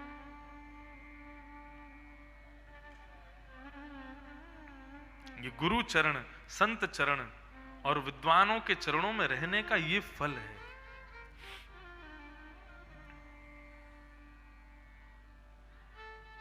तो भक्ति तो है हमारे पास, हमें ज्ञान चाहिए, विवेक चाहिए। और दूसरी बात आती है वैराग्य। भक्ति के 2 पुत्र हैं ना, ज्ञान और वैराग्य। तो ज्ञान की वृद्धता को कैसे दूर करो? विवेक युक्त हो जाओ। और वैराग्य की वृद्धता को कैसे दूर करो? वैराग्य का मतलब कोई बाबा जी बनना नहीं होता, गंगा सागर चले जाओ, वहीं पे बैठे बैठे भजन करो, माला जपो दिन रात, उसको बाबा जी बनने को वैराग्य नहीं कहते हैं। वैराग्य भी 2 स्थिति का होता है, बहुत ध्यान से सुनिएगा। वैराग्य का पहला स्वरूप है वस्तु का त्याग, और वैराग्य का दूसरा स्वरूप है वस्तु की इच्छा का त्याग। वस्तु के प्रति मोह का त्याग। कौन सा वैराग्य उचित है? वस्तु का त्याग या वस्तु के प्रति मोह का त्याग? वस्तु के प्रति मोह का त्याग। हम रसगुल्ला नहीं खाते, हमने रसगुल्ला खाना छोड़ दिया, हम रसगुल्ला छूते नहीं। अब क्यों नहीं खाते? क्योंकि खाने को मिलता नहीं है, इसलिए छोड़ ही दिया। एक तो ये स्थिति है, और दूसरी स्थिति क्या है? 56 भोग सामने रखे हैं, संदेश रखा है, रसगुल्ला रखा है, सब सामने रखा है, लेकिन इतनी स्थिति पर भी व्यक्ति कहे कि मैं रसगुल्ला नहीं खाऊंगा, मैं संदेश नहीं खाऊंगा। कौन सा श्रेष्ठ है? वस्तु का त्याग करना श्रेष्ठ है कि वस्तु सामने होते हुए भी उस पर मन ना आना, यह श्रेष्ठ है? वस्तु सामने होते हुए भी उस पर मन ना आना श्रेष्ठ है। मैं बाल ब्रह्मचारी हूं, ब्रह्मचारी ऑटोमेटिक बन गए हो, किसी ने अपनी बेटी तुमको दी नहीं, किसी से ब्याह तुम्हारा हुआ नहीं, किसी ने तुमको पसंद किया नहीं, किसी ने 7 फेरे लेने मंजूर किए नहीं, तो 40 साल की उम्र में आके बोले कि अब किसी ने ब्याह तो किया नहीं, तो क्या करें? प्रतिष्ठा के लिए अपने नाम के आगे ब्रह्मचारी लगा लिया। हम बाल ब्रह्मचारी हैं, हमने कभी ब्याह नहीं किया। तुमने ब्याह किया नहीं कि किसी ने तुमको राजी किया नहीं करने के लिए। और एक ब्रह्मचारी कौन? असंख्य सुंदरी नारियों के मध्य में बैठकर कि स्वयं पर वशीकृत करके सेल्फ कंट्रोल के साथ कहे मैं बाल ब्रह्मचारी हूं। श्रेष्ठ कौन? वस्तु को त्यागने वाला कि वस्तु के सन्मुख आने पर भी वस्तु पर ना रीझने वाला? वस्तु पर ना रीझने वाला श्रेष्ठ है। कई महात्मा ऐसा नियम बना लेते हैं, हम माताएं बहनों को नहीं देखेंगे, हम माताओं को नहीं देखेंगे, हम स्त्रियों से नहीं मिलते। क्यों नहीं मिलते? तुमको अपने पे विश्वास नहीं, तुमको खुद पर भरोसा नहीं है। वृंदावन में आपके बंगाल के एक महात्मा गए। अच्छा, हमारे वृंदावन में 3 ब बहुत रहते हैं, 3 ब। पहले तो बंदर, दूसरे बनिया, नहीं 4 बार रहते हैं। पहले बंदर, दूसरे बनिया, तीसरे बंगाली और चौथे विरक्त। 4 लोगों से युक्त है वृंदावन। हमारे यहां भजन की परंपरा देखना हो तो वृंदावन के बंगालियों के पास जाओ। आपके बंगाल के अधिकतर जब यहां वैष्णव हो जाते हैं ना लोग, यहां पर सब छोड़ देते हैं, मांस मदिरा आदि, और बिल्कुल भजन में निष्ठ होते हैं, सबसे पहला काम करते हैं कि वो सीधे वृंदावन आ जाते हैं, वृंदावन में रहते हैं, फिर वहीं रह करके भजन करते हैं। तो एक बार एक बंगाल के एक बहुत बड़े ज्ञानी महात्मा वृंदावन गए। उनका नियम था कि वो स्त्रियों से नहीं मिलते थे। उनसे मिलने का एक समय था, उस समय पर बड़े बड़े विद्वान उनके दर्शन करने के लिए जाते थे। लेकिन उन्होंने 2 सेवक इसीलिए रखे थे कि बाहर खड़े रहो, कोई स्त्री आवे तो उससे कह देना यहीं से प्रणाम कर लो, हमारे महाराज जी स्त्रियों से नहीं मिलते। हुआ ये कि एक बार मीराबाई को पता चला कि वृंदावन में ऐसे ऐसे एक संत रहते हैं और बड़े विद्वान हैं, बड़े भजनानंदी हैं, बड़े ठाकुर जी की सेवा करते हैं। लेकिन मीराबाई को यह नहीं पता था कि वो स्त्रियों से नहीं मिलते। तो मीराबाई एक दिन अपना तानपुरा उठाई और सीधी पहुंच गई उनके यहां। बाहर सेवक खड़े थे, बहुत ध्यान से सुनना। सेवकों से कहा कि महाराज अंदर महाराज जी होंगे, उनसे प्रार्थना कर दीजिए, मैं उनका दर्शन करना चाहती हूं। सेवकों का वही नियम था, सबसे मना कर देते थे। उन्होंने स्पष्ट कह दिया, माता हमें क्षमा करना, पर हमारे गुरुजी का नियम है वो स्त्रियों से नहीं मिलते। अच्छा, मीराबाई को कभी आप देखोगे तो मीराबाई का चरित्र कभी आप देखो, मीराबाई थोड़ी सी ना हठीली थी, कभी कभी गलत चीज बर्दाश्त नहीं करती थी, उसके लिए वो चाहे उनको बोलना पड़ जाए थोड़ा बोलती थी। मीराबाई ने जैसे ही सुना कि सेवक कह रहे हैं हमारे महाराज जी स्त्रियों से नहीं मिलते, तो मीराबाई ने पहले तो व्यंग में एक हंसी और फिर हंस करके बोली, वृंदावन में केवल एक ही पुरुष है और वो है श्री कृष्ण। उनके अलावा वृंदावन में यदि महादेव भी आते हैं तो गोपी बन करके आते हैं, गोपेश्वर महादेव। हमारे वृंदावन में शंकर जी को भी प्रवेश नहीं मिला। जब शिव आए कैलाश से दौड़ते हुए तो गोपियों ने कहा कि महाराज पहले गोपी बनो तब अंदर प्रवेश मिलेगा। तब हमारे वृंदावन में श्री गोपेश्वर महादेव गोपी बनकर के नथनी पहन करके महाराज विराजे। मीराबाई कहती हैं वृंदावन में केवल एक ही पुरुष है और वो है योगेश्वर कृष्ण। उनके अलावा वृंदावन में सब स्त्रियां हैं, सब गोपियां हैं। कह दीजिएगा अपने गुरुजी से वृंदावन में पुरुष बनने की कोशिश ना करें। वृंदावन में प्रवेश करने वाला एक छोटा सा कीड़ा भी स्त्री के समान है। यहाँ पुरुष तो केवल एक ही है और वो है नंद नंदन। और ऐसा कहकर के मीराबाई चली गई। सेवकों ने जाकर के भीतर बताया, बोले महाराज एक बड़ी तेजस्वी एक बैरागिनी आई थी और आकर के कह करके गई है कि अपने गुरुजी से कह देना कि पूरे वृंदावन में एक ही पुरुष है और वो है नंदनंदन, बाकी उसके अलावा तो महादेव भी आते तो गोपी हैं। जैसे ही ये बात उस महात्मा ने सुनी, मन प्रफुल्लित हो गया और मन में विचार करते हुए आज कहने लगे, मैं इतना भजन करता हूं, इतनी सेवा करता हूं, लेकिन फिर भी मन में कहीं पर एक कसक रहती थी कि कुछ छूट रहा है, कुछ रह रहा है, कुछ कमी तो है। परंतु आज उस सुंदर भक्ता की ये बात सुनकर के मेरे मन का वो कष्ट दूर सा हो गया है। अब मैं अपना ये नियम तोड़ रहा हूं कि मैं स्त्रियों को नहीं देखूंगा, मैं जरूर देखूंगा, और सबसे पहले उसी कन्या को देखूंगा जिसने आकर के ये बात कही है। तो वो महात्मा चल करके गए और जाकर के मीराबाई को देख करके उन्होंने अपना ये नियम तोड़ा कि मैं स्त्रियों को नहीं देखूंगा, और उनके चरणों में प्रणाम किया।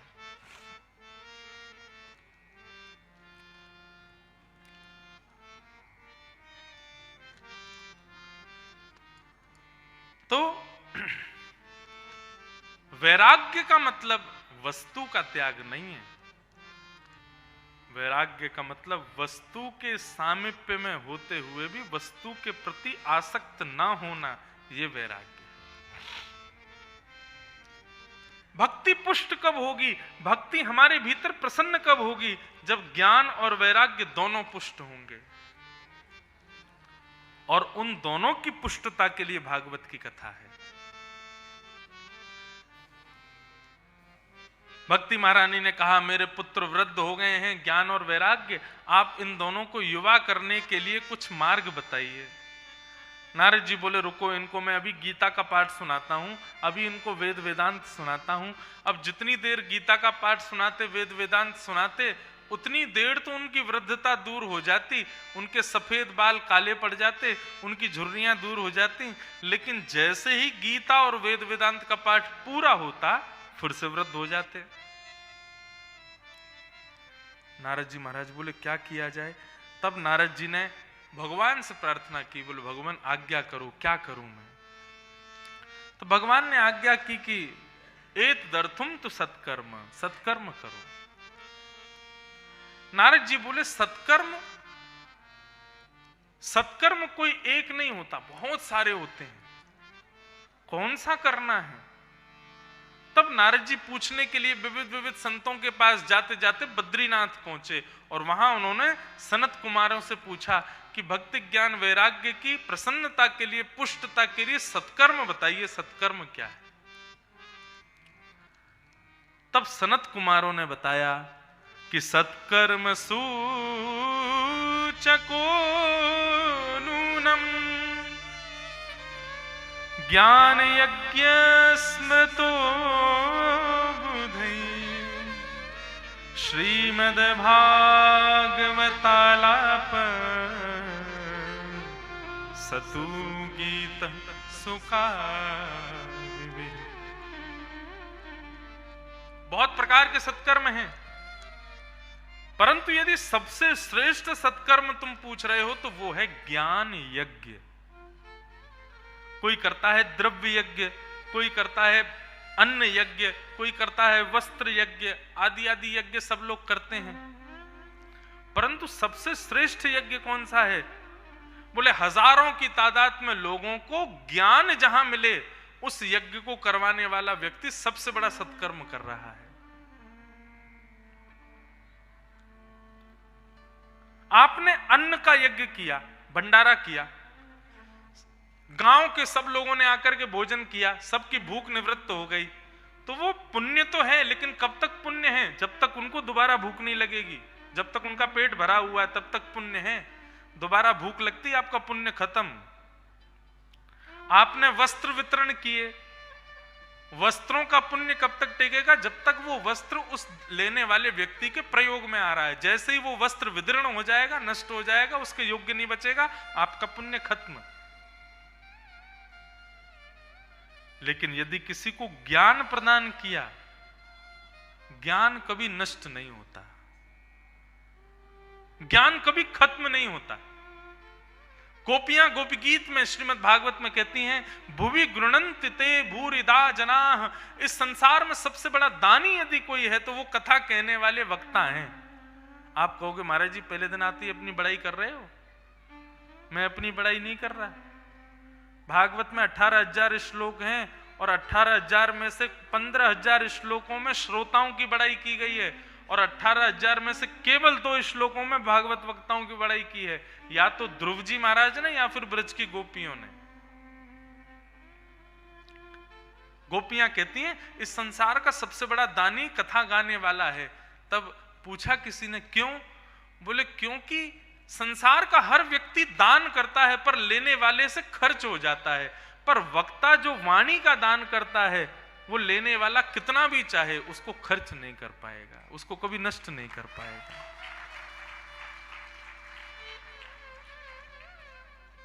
इसलिए बंधुओं, मैं श्रेष्ठ नहीं हूं, वक्ता श्रेष्ठ नहीं है, ज्ञान देने वाला, परोसने वाला, बांटने वाला हर व्यक्ति श्रेष्ठ है। स्वामी विवेकानंद वर्षों पहले चले गए, लेकिन आज तक उनका दिया गया ज्ञान ना जाने कितने लोगों को रास्ता देता है, कितने लोगों को पथ प्रदर्शन करता है। रामकृष्ण परमहंस चले गए, लेकिन उनके द्वारा दिया गया ज्ञान लाखों लोगों का जीवन परिवर्तित कर रहा है। गोस्वामी तुलसीदास जी चले गए, लेकिन उनके द्वारा रचित मानस आज घर घर में राम को प्रकट कर रही है। इसलिए संसार में सबसे बड़ा यज्ञ क्या है, सबसे बड़ा सत्कर्म क्या है? ज्ञान बांटना, ज्ञान देना। अच्छा, एक चीज और, योग्य और अयोग्य का विचार करना चाहिए। अधिकारी और अनधिकारी का विचार जरूर करना चाहिए। व्यासपीठ पर बैठने का एक फायदा होता है कि यहां पर यदि अनधिकारी भी आ गया ना कथा में, तो अनधिकारी को कथा सुनाने का मुझको पाप नहीं लगेगा। लेकिन अगर व्यासपीठ से उतर करके मैंने अनधिकारी को कुछ बताया और वो व्यक्ति अनधिकारी है, वो उसके योग्य नहीं है, तो उसका दोष मुझे जरूर लगेगा। इसलिए आप सब लोगों के लिए जरूरी, इसलिए आप लोग व्यासपीठ पे तो बैठोगे नहीं, इसलिए ज्ञान लेकर के कहीं परोसने जब जाओ तो पहले पात्र देखना वो योग्य है कि नहीं, वो इसका अधिकारी है कि नहीं। एक कथा सुनाते हैं, कालिदास की मृत्यु कैसे हुई। कालिदास काली के बहुत बड़े भक्त थे, ग्रंथ लिखते थे काली के रूप के ऊपर, स्वभाव के ऊपर। और कालिदास उस स्थिति में पहुंच चुके थे कि उस स्थिति में सामान्य लोगों का पहुंचना बड़ा मुश्किल था। तो कालिदास ने एक बार काली के सिक से लेकर के नख तक के प्रत्येक अंग का वर्णन कर दिया, और ये उचित नहीं था। काली मां है, काली देवी है, देवी के अंगों का वर्णन नहीं करना चाहिए था। लेकिन कालिदास ने किसी दूषित भावना से नहीं किया, उनका भाव कुछ और था। पर पढ़ने वाला तो अनधिकारी है ना, वो तो कुछ भी समझेगा। उन्होंने जब देखा कि काली के सर्वांगीण अंग का वर्णन कर दिया एक ग्रंथ में, उसको पढ़ने के बाद में कालिदास को एक बीमारी हो गई, कोढ़ की बीमारी, अंग में कोढ़ होने लगा। नगर के राजा को जब पता चला कि कालिदास ने काली के अंग का वर्णन कर दिया, राजा ने भी कहा कि हमें लगता है आपका ज्ञान अति होने के कारण आपसे पचाया नहीं जा रहा है, इसलिए कालिदास ऐसे व्यक्ति को हम अपने नगर में नहीं रखेंगे, आप हमारे नगर को छोड़ के चले जाओ। जबकि कालिदास उस राजा के गुरु थे। लेकिन राजा की बात मान करके कालिदास वहां से चले गए। कुछ साल बीत गए, कुछ समय बीत गया। राजा को एक दिन याद आई अपने गुरु की, कालिदास की, और राजा ने कहा कि अब मेरे गुरु का अपराध क्षमा कर देना चाहिए, उनको वापस अपने नगर में बुला लेना चाहिए। बहुत ध्यान से सुनिए सब लोग, बहुत सावधानी से।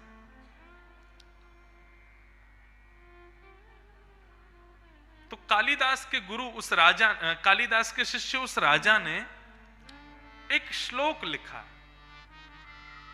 पर उस श्लोक को आधा लिखा, पूरा नहीं लिखा। और क्या लिखा था, बहुत ध्यान से सुनना। कमले कमलोत्पत्ति श्रूयते न तु दृश्यते,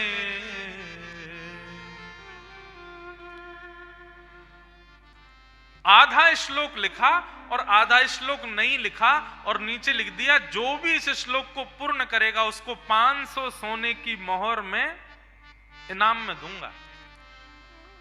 क्योंकि राजा जानता था कि इस श्लोक की पूर्ति केवल कालिदास कर सकता और कोई नहीं करेगा। श्लोक क्या लिखा था? कमले कमलोत्पत्ति श्रूयते न तु दृश्यते।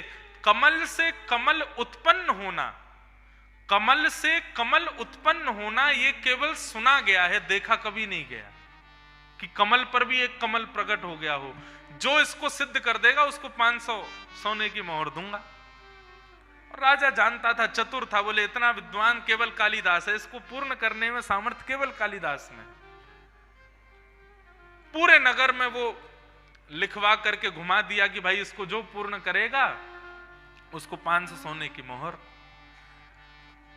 बगल के एक नगर की वैश्या राजा के नगर में भ्रमण कर रही थी, तब उसने देखा कि ये श्लोक जो पूर्ण करेगा उसको 500 सोने की मोहर मिलेंगी। तो वो वैश्या उस श्लोक को लिख करके ले गई और ले जा करके अपने वैश्यालय के बाहर ऊपर बड़े अक्षरों में लिख दिया, कमले कमलोत्पत्ति श्रूयते न तु दृश्यते, और लिख करके वैश्या वहां से चली गई। नीचे का भाग उसने पूरा नहीं किया और एक व्यक्ति को बैठा दिया, जो भी इसको पूरा करने आवे मुझे तुरंत बुलाना। एक दिन कालिदास वहां से निकल रहे थे तो कालिदास ने ऐसी दृष्टि पड़ी तो श्लोक देखा, कमले कमलोत्पत्ति श्रूयते न तु दृश्यते। कमल से कमल उत्पन्न होता है, ये केवल सुना गया है, देखा कभी नहीं गया। कालिदास ने तुरंत कलम उठाई, ऊपर चढ़ गए और ऊपर चढ़ करके लिख दिया, बाले त्वम मुखाम भोजे कथम इंद्रि वरद्वयम। व्यक्ति ने दौड़ करके वैश्या को बुलाया, तुम्हारा श्लोक पूर्ण हो गया, जल्दी आओ। वैश्या दौड़ी दौड़ी बाहर आई तो आकर के पूछा, महाशय जी आपने क्या लिखा है? बोले तुमने श्लोक लिखा था कमल से कमल उत्पन्न होता है, ये केवल सुना गया, देखा नहीं गया, लेकिन मैंने लिखा है भगवान का मुख कमल है और उस पर 2 नेत्र कमल हैं, कमल से कमल उत्पन्न हो गए, यही वर्णन किया है। और हे बाले, हे बालिका, तुम भी तो सुंदर हो, देखो तुम्हारे मुख की कमल की जैसी आकृति और उस कमल की जैसी आकृति वाले मुख पर तुम्हारे नेत्र कमल, ये भी तो कमल से कमल उत्पन्न है। वैश्या ने जैसे ही सुना उसके रोंगटे खड़े हो गए। कालिदास से कहा, आप मेरे घर आएंगे, मैं आपकी थोड़ी सेवा करना चाहती हूं। कालिदास बोले हाँ चलो। कालिदास जैसे ही उसके घर गए, वैश्या ने कुछ पेय पदार्थ पिलाया, शरबत, उसमें विष डाल दिया और जैसी कालिदास ने पिया, कालिदास की मृत्यु हो गई। और उस वैश्या ने पूरा श्लोक एक पट्टे पर लिख करके गई और ले जा करके राजा को दिखा दिया। बोले महाराज आपने ये श्लोक लिखा था, मैंने उसकी पूर्ति कर दी है। राजा ने जैसे ही उसकी पूर्ति देखी, सैनिकों को कहा बंदी बना लो इसको। तलवार निकाल करके राजा बोला, तेरी लेखनी नहीं है ये मेरे गुरु कालिदास की लेखनी है, क्योंकि ये व्यवहार, ये स्वभाव, ये बुद्धि की उज्जवलता केवल कालिदास में और किसी में नहीं है। मेरे गुरुदेव कहां हैं, जल्दी बता। वैश्या रोने लगी, बोले मुझे क्षमा कर दो, धन के लोभ में आकर के, 500 मोहर की सोने की लोभ में आकर के मुझे लगा कि यदि मैंने बता दिया कि कालिदास ने लिखा है तो आप 500 सोने की मोहर नहीं दोगे, इसलिए मैंने उनको विष दे दिया। राजा टूट गया। और एक दिन राजा बड़े व्याकुल बैठे थे, तभी एक संत आए। संत से राजा ने एक ही प्रश्न किया, इतने बड़े विद्वान, इतने बड़े काली भक्त, इतना सब कुछ उनके पास, इतनी तितिक्षु बुद्धि उनकी, लेकिन ऐसी मृत्यु क्यों हुई मेरे गुरुदेव कालिदास की? तब संत ने एक बहुत अच्छी बात कही, बोले राजन, ज्ञान को परोसना चाहिए, लेकिन पात्र कुपात्र देख करके परोसना चाहिए। यदि ज्ञान किसी अपात्र को, किसी कुपात्र को, किसी अभागे को यदि दे दिया ना, और उसने ज्ञान का दुरुपयोग किया, तो ज्ञान कुपात्र को देने पर ज्ञान देने वाले को उसका अपराध बोध लगेगा, जो कालिदास को लगा। वो वैश्या अधिकारी नहीं थी उस ज्ञान की, कालिदास ने उसको वो ज्ञान दिया। इसलिए ऐसी गति हुई। इसलिए बंधुओं, व्यासपीठ पर तो भागवत जी सामने बैठी हैं, यहां पर यजमान तिलक आदि करते हैं, आरती वारती करते हैं, पूरा पाठ आदि चलता है।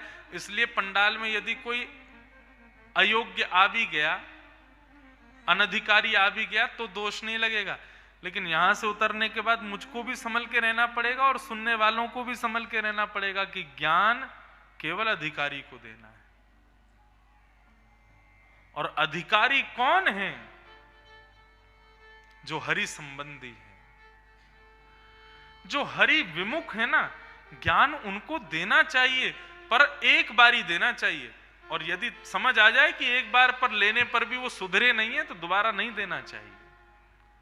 एक बार ही प्रयास करना चाहिए बस।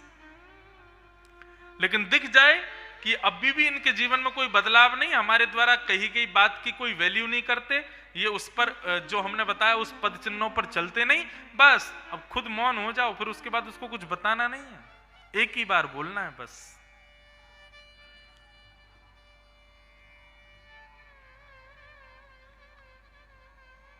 ये तो कथा की महिमा है, ये तो तीर्थ और धामों की महिमा है कि वहां जब ज्ञान परोसा जाता है ना, तो अनधिकारी को मौका दिया जाता है कि तुम भी जाके सुनो। यदि अपने जीवन को बदल सको तो यहां बदल लेना, नहीं तो अनधिकारी को, अयोग्य को ज्ञान देना वर्ज्य है।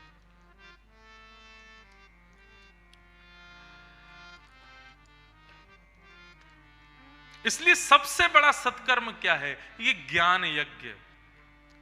ये ज्ञान यज्ञ करवाना, कथा करवाना सबसे बड़ा सत्कर्म है, क्योंकि यहां पर अयोग्यों को भी मौका दिया जाता है, अनधिकारी को भी मौका दिया जाता है कि तुम भी सुनो बैठ करके, कुछ जीवन में बदलाव लाओ।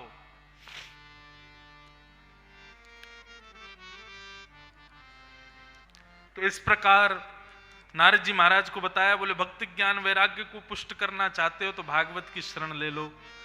तब नारद जी ने कहा ये भागवत की कथा कैसे होगी, कहां होगी, क्या करना पड़ेगा। तब सनत कुमारों ने सारी भूमिका बताई। हरिद्वार के पास में आनंद नाम का वन है, वहां गंगा जी बहती हैं, वहां एक बटवृक्ष है, उसके नीचे व्यासपीठ बना देना, सबकी बैठने की व्यवस्था कर देना, वन में से फल तोड़ करके सबको भोजन के लिए दे देना, पीने के लिए गंगा जल दे देना, वहीं तुम्हारी भागवत कथा हो जाएगी। नारद जी ने सनत कुमारों से प्रार्थना की, बोले भगवान व्यवस्था आपने सब बता दी, लेकिन कथा कौन करेगा? सनत कुमार बोले व्यास तुम ढूंढ लो। तब नारद जी बोले अब व्यास कहां ढूंढने जाऊंगा, आप ही कथा सुना दो। तब सनक सनंदन सनातन सनत कुमारों ने आनंद नाम के वन में आकर के भक्त ज्ञान वैराग्य की पुष्टता के लिए नारद जी को कथा सुनाना प्रारंभ किया। जैसे ही प्रचार हुआ कि महाराज कथा हो रही है, विश्व की सबसे पहली कथा, बड़े 33 करोड़ देवता आए हैं, संत आए हैं, ऋषि आए हैं, नदियां आई हैं, देव आए हैं, सब कथा में पहुंचे और श्री सनकादि ऋषि कथा सुना रहे हैं। और कथा सुनाते हुए क्या कह रहे हैं? सदा सेव्या श्रीमद् भागवती कथा यस्य श्रवणमात्रेण हरिश्चित्तं समाचरे। भैया कथा कितनी सुननी चाहिए? बोले सदा सेव्या, जितना हो सके सुनो सुनो सुनो सुनो सुनो। कब तक सुनो? बोले जब तक नेत्र बंद करने में चित्त में शंख चक्र गदा पद्मधारी नारायण का दर्शन ना होवे तब तक कथा सुनते रहो। कथा सुनते रहो का मतलब बाकी के काम छोड़ दो ऐसा नहीं, हर दिन कथा सुनो। अब यहां तो 7 तारीख को पूर्ण हो जाएगी, 8 तारीख से क्या करोगे? जितनी कथा सुनी है उसका मनन करो, उसका चिंतन करो, उसका निरुद्धासन करो। YouTube पर जाकर के किसी की कथा सुनो, कथाएं प्रत्येक दिन सुनो, एक समय निकाल लो, उसमें हमको कथा सुननी है। जैसे टेलीविजन देखना है, कॉमेडी शो देखना है, पिक्चर देखनी है, ऐसे प्रत्येक दिन के डोज के रूप में कथा का भी एक समय रखो कि हमें सुनना है। ऐसे करते करते कथा सुनते सुनते क्या होगा? बोले हरिश्चित्तम समाचरेत, चित्त जो है वो निर्मल हो जाएगा, चित्त जो है वो पवित्र हो जाएगा और उस चित्त में शंख चक्र गदा पद्मधारी नारायण प्रकट हो जाएंगे। फिर जब जब नेत्र बंद करोगे तब तब ठाकुर जी का दर्शन करोगे। अभी स्थिति क्या है? आपसे कह दिया जाए 5 मिनट के लिए आंख बंद कर लो और देखो क्या दिख रहा है। 5 मिनट बाद क्या दिखेगा? थोड़ी देर तक तो ठाकुर जी दिखेंगे, थोड़ी देर बाद अप्सराएं दिखने लग जाएंगी, हीरो हीरोइन दिखेंगे, चाट बल्ले दिखाई देंगी, रसगुल्ला दिखाई देगा, सौंदेश दिखाई देगा। ठाकुर जी स्थिर होकर के दिखाई नहीं देंगे।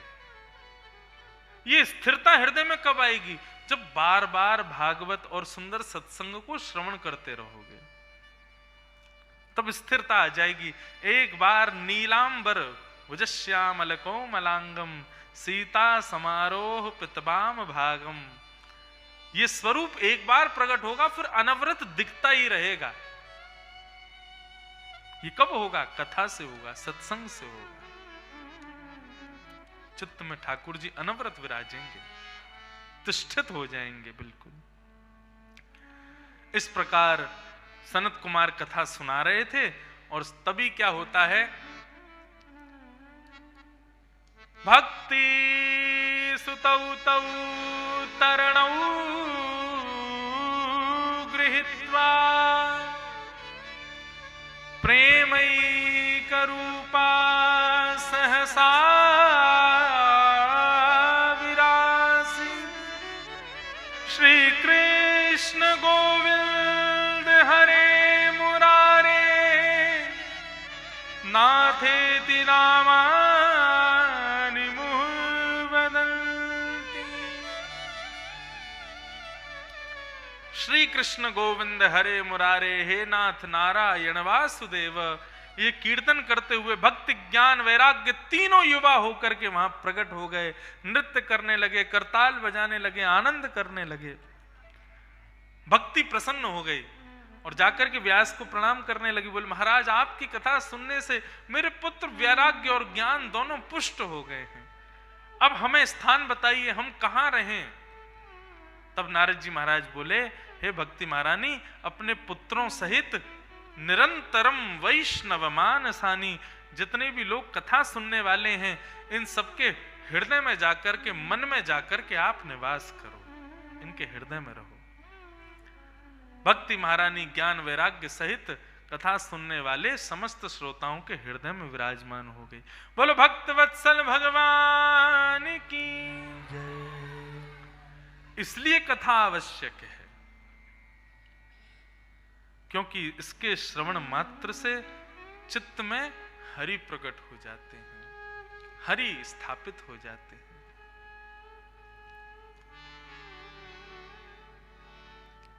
बसो मोरे नैनन में यह जोड़ी, बसो मोरे, गाइए। हमारे वृंदावन में एक रसिकाचार्य हुए, उनका नाम था श्री हित हरिवंश महाप्रभु, जिन्होंने श्री राधा वल्लभ लाल जी को प्रकट किया, श्री वृंदावन में स्थापित किया। वे भगवान से कहते हैं, ठाकुर जी आपने हमको 2 आंखें क्यों दी? देखा तो एक आंख से भी जा सकता है संसार को, फिर आपने हमको 2 आंखें क्यों दी? तब हितरवंश महाप्रभु कहते हैं, आपने हमको 2 आंखें इसलिए दी ताकि एक आंख में श्याम सुंदर विराजें और दूसरी आंख में श्री किशोरी जी राधा रानी विराजें। एक आंख में श्री रघुनाथ जी विराजें और दूसरे आंख में श्री किशोरी श्री सीता जी विराजें, इसलिए आपने हमको 2 आंखें प्रदान की हैं। हितरवंश महाप्रभु कहते हैं, गांव में कथा श्रवण का सबसे बड़ा तात्पर्य और फल क्या है कि नेत्र बंद करने पर चित्त में ठाकुर जी का दर्शन हो, तब समझना कथा सुनी है, कथा जीवन में आई है। मैं तो बहुत सारे भाव बताता हूं, आज तक जिसको देख के ईर्ष्या हो रही थी, 7 दिन कथा सुनने के बाद उसको देख के प्रेम उत्पन्न हो जाए तो समझना कथा सुनी है। आज जिसके ऊपर क्रोध आ रहा है, 7 दिन बाद उसकी सारी गलतियां क्षमा करके उसको प्रेम करने का मन करने लग जाए, तो समझना कथा सुनी है।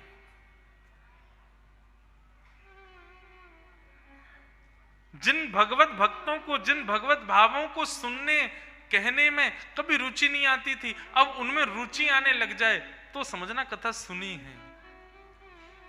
जिन संतों को दूर से देख करके केवल हाथ जोड़ते थे, कथा सुनने के बाद अब उनको प्रणाम करने की इच्छा होने लग जाए तो समझना कथा सुनी है।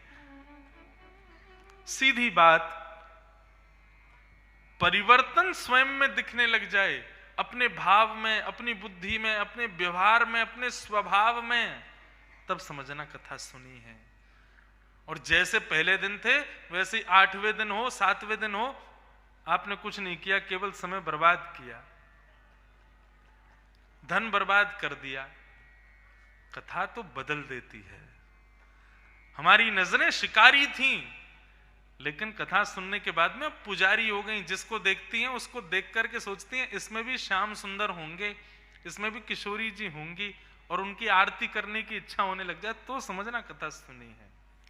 एक बात सीधी समझ लो, कथा सुनने का तात्पर्य क्या है कि फिर आंखें जिसको भी देखती हैं उसमें दुर्गुण नहीं, उसमें गुण देखती हैं।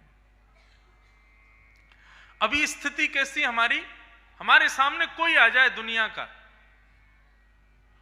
आज प्रधानमंत्री भी आ जाएगा ना, तो हम प्रधानमंत्री की भी चाल ढाल, बैठना उठना, बोलने में भी हम उसके जाने के बाद यही चर्चा करते मिलेंगे कि इसमें कमी क्या थी। होता है कि नहीं? अब कथा में भी आज बैठे होंगे 500 लोग लगभग, कथा करने के बाद मैं जाऊंगा तो कई लोग तो कोई मत नहीं, ठीक है प्रणाम करके चले जाएंगे, कई लोग आपस में फिर उनकी मीटिंग होगी पूरी बाकायदा। 4 बजे से व्यास जी बैठे थे, 7 बजे तक कथा करी, वो तो ऐसे कर रहे थे, वहां हमने सुनी थी, ये तो ऐसे बोल रहे थे। कथा तो करते हैं लेकिन चुटकुल्ला तो सुनाते ही नहीं है। कथा तो करते हैं लेकिन बीच बीच में थोड़े भजन धीमे धीमे गाते हैं, जोर वाले नहीं गाते, थोड़ा मजा आनंद आवे ना कि नाचवे को मन, ऐसे लोग करते हैं। ये मानव का स्वभाव है, वो सब में दुर्गुण को खोजता है, उसमें कमी क्या थी, वो अच्छा क्या करके गया, ये कोई विचार नहीं करता। बड़े एटीट्यूड में चल के गए थे यहां से ये देखेंगे।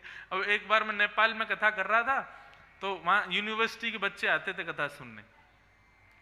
एक दिन क्वेश्चन आंसर सेशन रखा, सारे बच्चे मेरे कमरे में आए, तो कुछ क्वेश्चन आंसर करने लगे, तो मैं सबको बताता गया। एक बच्चा बोला मैं आपकी रोज कथा सुनने आ रहा हूं। मैंने कहा अच्छा। सब कुछ मेरे सारे क्वेश्चंस के आंसर्स मिल गए, सब कुछ ठीक है, पर आप बार बार अपने बालों पे हाथ क्यों फेरते हो?